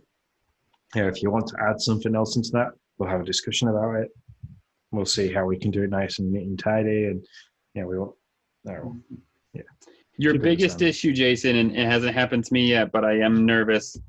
And I talked to my daughter about it, but I could totally see her doing it, maybe even on accident, got into it, didn't know how to get, is designs. If you're big into designs, you all share the same pool of designs. And I don't understand why Nintendo did it that way. I mean, I just don't get it. But so yeah, she can go in to your design. She can go into any of the designs you've made and do whatever she wants with them, quite frankly. And that probably is my biggest fear, because I have a lot of designs that I've put a lot of time into. Like if she took something off my island, I don't know. I mean, it would be a bummer, like especially if it was like one of the Gulliver items and just sold it. Like that would be a bummer, and we'd definitely have a conversation about that. She'd probably lose her privileges for a little bit for not listening. But like those designs, man, I don't want to have to redo those things. I put a lot of time into it. So that would be my only thing to remind you of, is that you all share the same pool of designs. All right, well, that was long-winded, so sorry about all that, but hopefully that helps you out. Yeah, I think the next question is from Michael PJP. What is a pie in the sky addition to the museum that you'd like to see? Birds, lizards, cars, and so on. Do you have anything, Sean? I quite like, I think lizards, it'd be a pretty good one, but like the same style as like you'd have to catch it with a net with the bugs. Birds, not so much. We've got artwork, we've got bugs, we've got sea creatures and fish. But the sea creatures and fish kind of live with each other. See, I've said birds. I've said birds before. Not that you're going to catch them. I don't think you're going to catch them if you're going to do Observe it. them. Yeah.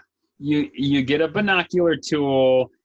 Certain birds only land on certain trees at certain times of the day.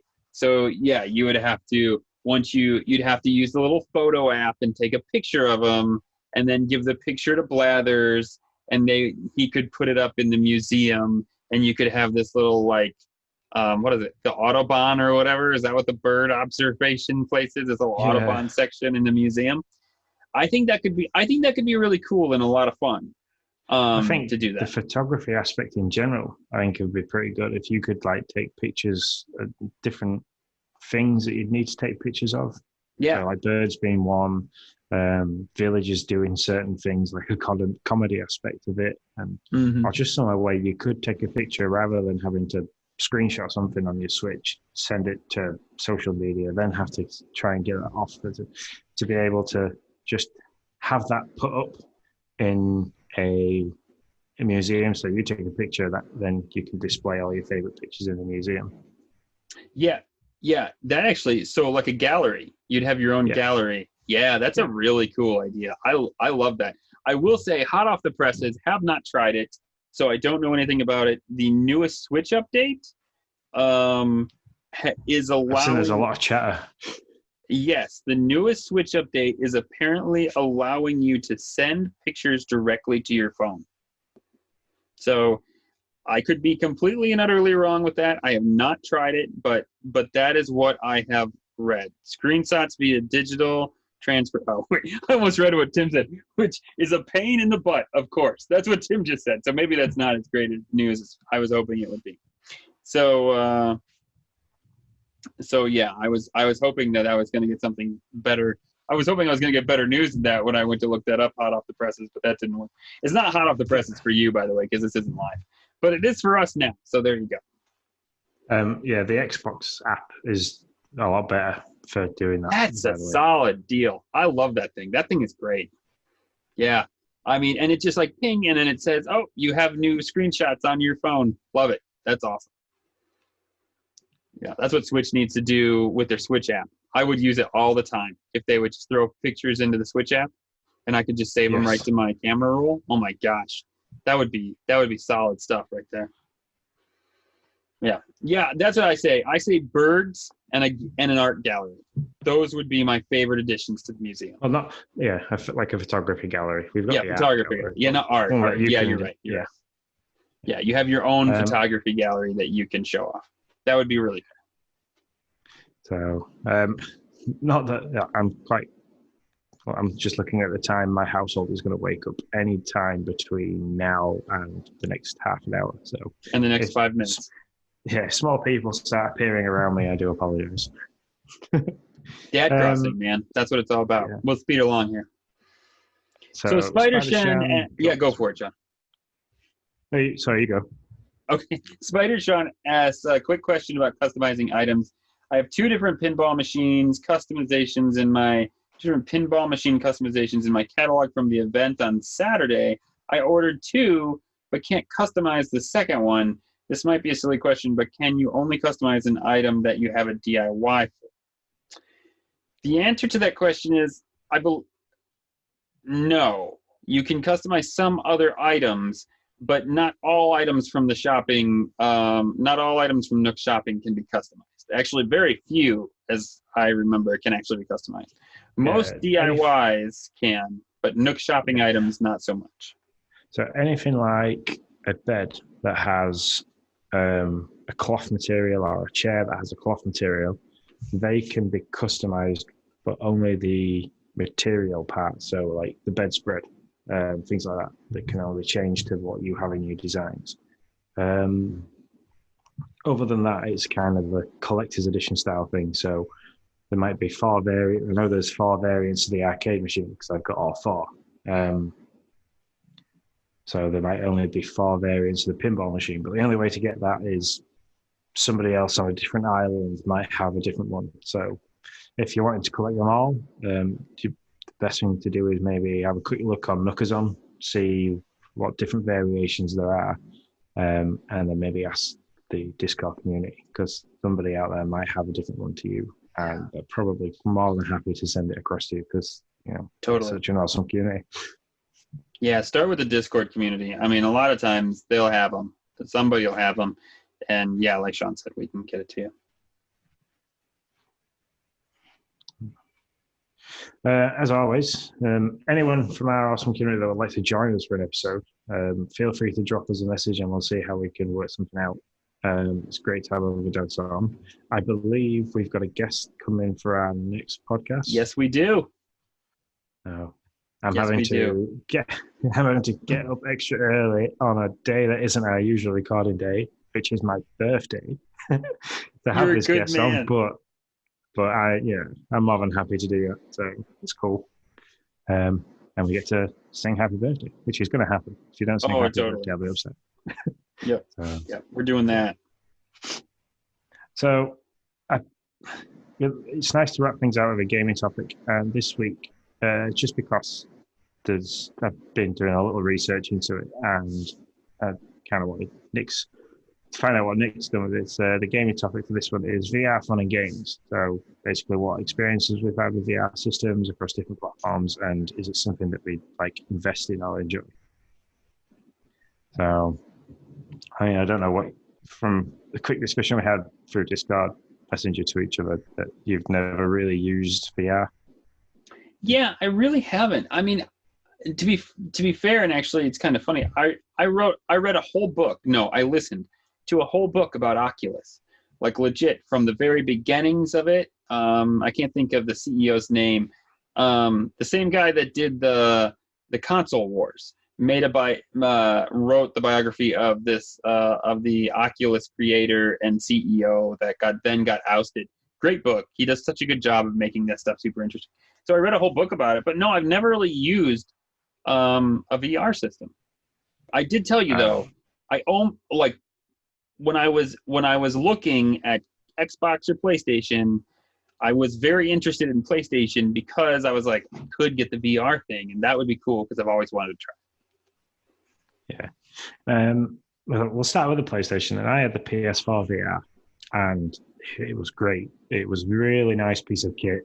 Like, it was solid. It didn't feel like it was going to fall apart, which, like, some VR stuff in the early days felt like, you couldn't move around much because it was either going to fall off your head if you dropped it at the end of its life, sort of thing. But the PS4 was pretty robust to the point where, like, I lent it to my 9-year-old nephew for about a month. Like, the whole thing with the whole system, PlayStation, the VR, everything went to their house for a bit because he wanted to play it. But it was limited, so you could play Skyrim in VR, but you were limited that you couldn't just use the controller to walk. You kind of like had to like pick a point to move to it. And the same with Doom, you could play Doom in VR. You had to pick a point to move to it, and that made the game really difficult. And I didn't enjoy that interaction with it. But playing Gran Turismo, so the driving games in VR, made the driving experience so much easier because as you're driving a car, the kind of thing you do is you look, because I used to do a bit of like rallying and things like that back in the day. Sure. You look through the corner, so you're not always looking straight and doing, like, I'm doing this action with my hands while I like imitating the steering. Like, if you play a driving game just with a controller and on a TV, you're always looking straight. You're never looking through the corner, which makes it harder to judge how much you need to turn and so on. So I play Gran Turismo with the VR, and like, the ability to just kind of look to your right slightly if you're going for a right-hand corner and spotting the apex and seeing where you needed to put the power on, made the game something. And the rallying aspect of Gran Turismo with VR was fun, but also very sickening because if you started to spinning with a VR on, and you're trying to... Oh my goodness, I can't imagine.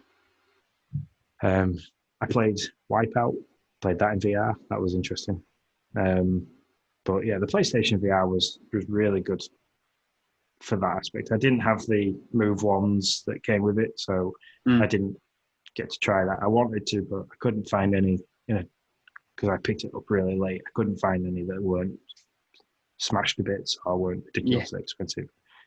My dad had the Hive. Yeah, what's that? That's the only one I haven't heard of. It was the early start of it being on a PC system. I think like Hive died a death once Oculus got as good as they are, basically. Gotcha. So like at the back of my mum and dad's living room, my dad's got like a PC. His has a gaming setup, basically. It's a better setup, something I wish I could have.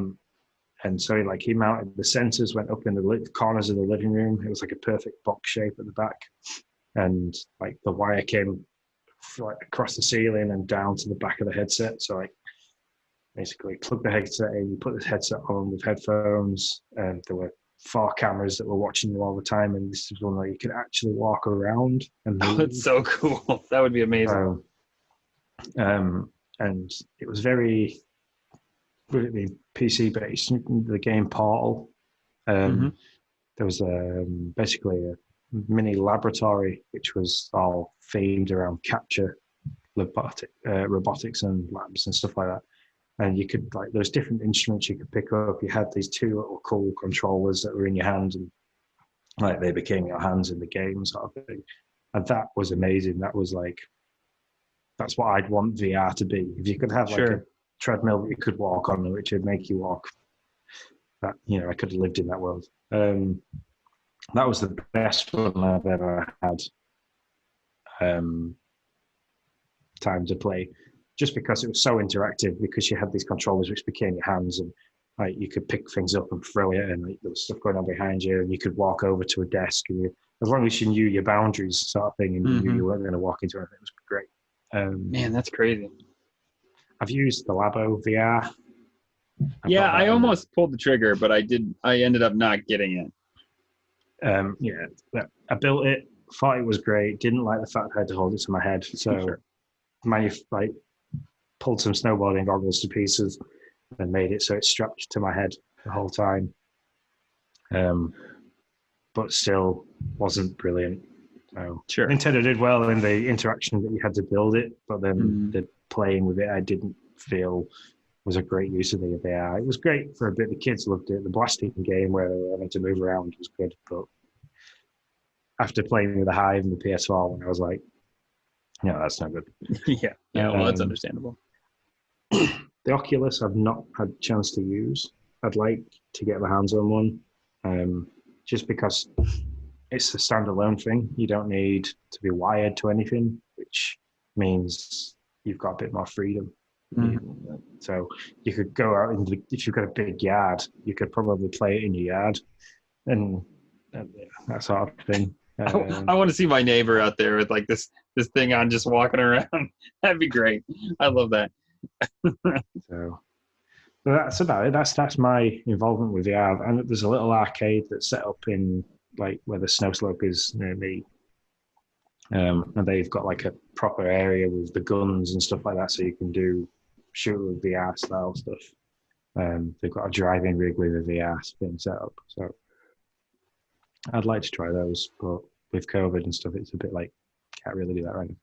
Yeah, well, that's what I was just gonna say. Pre-pandemic, there's a few times you'd go to the mall and you can see I don't know if you guys have these, but they're like these chairs, and that's supposed to be like this immersive VR experience you sit in. I really wanted to try it, but I just really couldn't bring myself to look like an idiot in the middle of like the mall. So I just like, I mean, it wasn't super expensive, but I was like, I don't want to look dumb in front of somebody's going to be watching you. You just feel like, and so yeah, I never tried it. I've never really tried VR in any form really. But yeah, I'd love to. Have you read some rumors about Xbox having some? You had said something about that. Yeah, apparently somebody went into the coding and saw that there was glimmers of my throat's going red, sorry. There was glimmers of coding in there for the support of VR, and to be honest, it's probably the next step for them to go because they had the Kinect, which was amazing. Yeah, I did have that. Both my daughters love the Kinect, so watching Emily play Fruit Ninja on Kinect was hilarious. I had the Raft game. Yeah, did have to use the hula hoop on the floor to say stay in this circle, otherwise it wouldn't work. Yep. But, yeah, that was pretty good. Yeah, I would love to see the Xbox come out with something. Knowing my luck, they'd come out with it and be like, "It's just for the Xbox Series X," and then I'd be like, "No, I bought the wrong one." The computing power that S has can handle it. So the PS4 handled it. So yeah, that's for sure. So the only shame with the PS4 one was that to use it on the PS4, there was like an extra box that came with it that you had to plug into the PlayStation, which needed a power supply. And then you had to be plugged into that box via a cable from the headset. So you were kind of limited to how far away from the TV you could be. And sure. That kind of like, because then there was a wire, you had to be careful of like spinning around too many times and strangling yourself. So there's a little bit of setup on if that. If the kids were using it sort of thing, it was like somebody had to be there to make sure that they didn't trip over the cable and like a bit of cable management for them. So yeah, that's why the Oculus would be interesting. Every once in a while I go into GameStop and I see it up there and I'm like, oh, that'd be cool. So back to the Hive, my dad had a game where like you had a grappling hook and like you had to look around and you could swing through like a jungle or like basically a platform game with a grappling hook, and you had to swing and like this, but the amount of times I actually fell to the ground. Oh yeah. You stood up and you've got that immersive feeling of that you're in a completely different world to where you stood, and your eyes and your ears kind of, it just tricks it. So your senses go absolutely crazy, and it's a great experience, but at the same time can like really mess with your inner ears. Yeah. So you don't, I take it you've been in a lot of them, so you don't get sick or anything like that?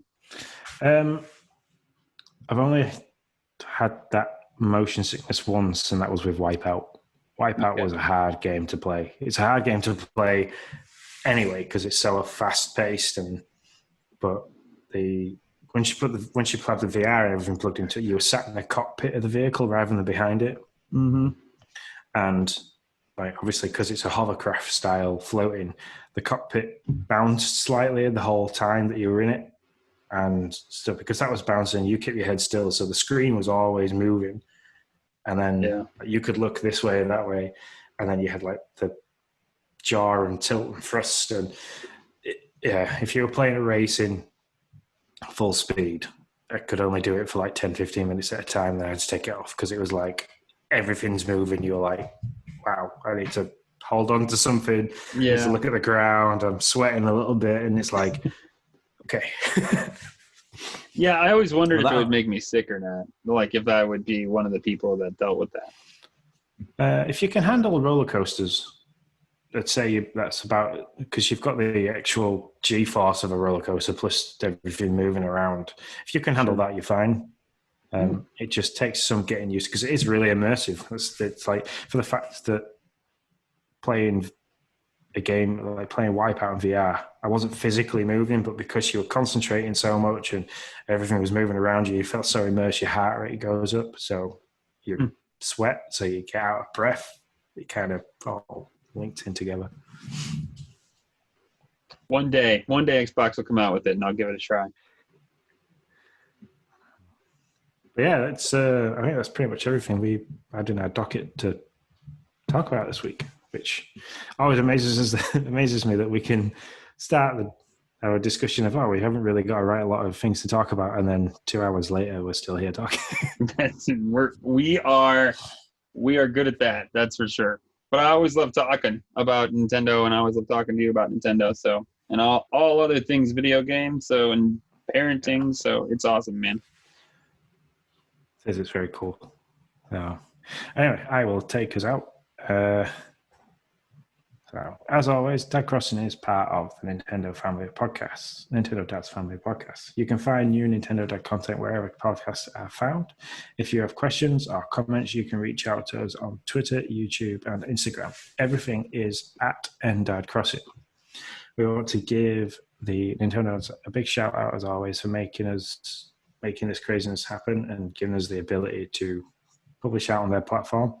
So, from myself and Nick, we hope your village is sunny and your villagers are happy. Now we'll go back.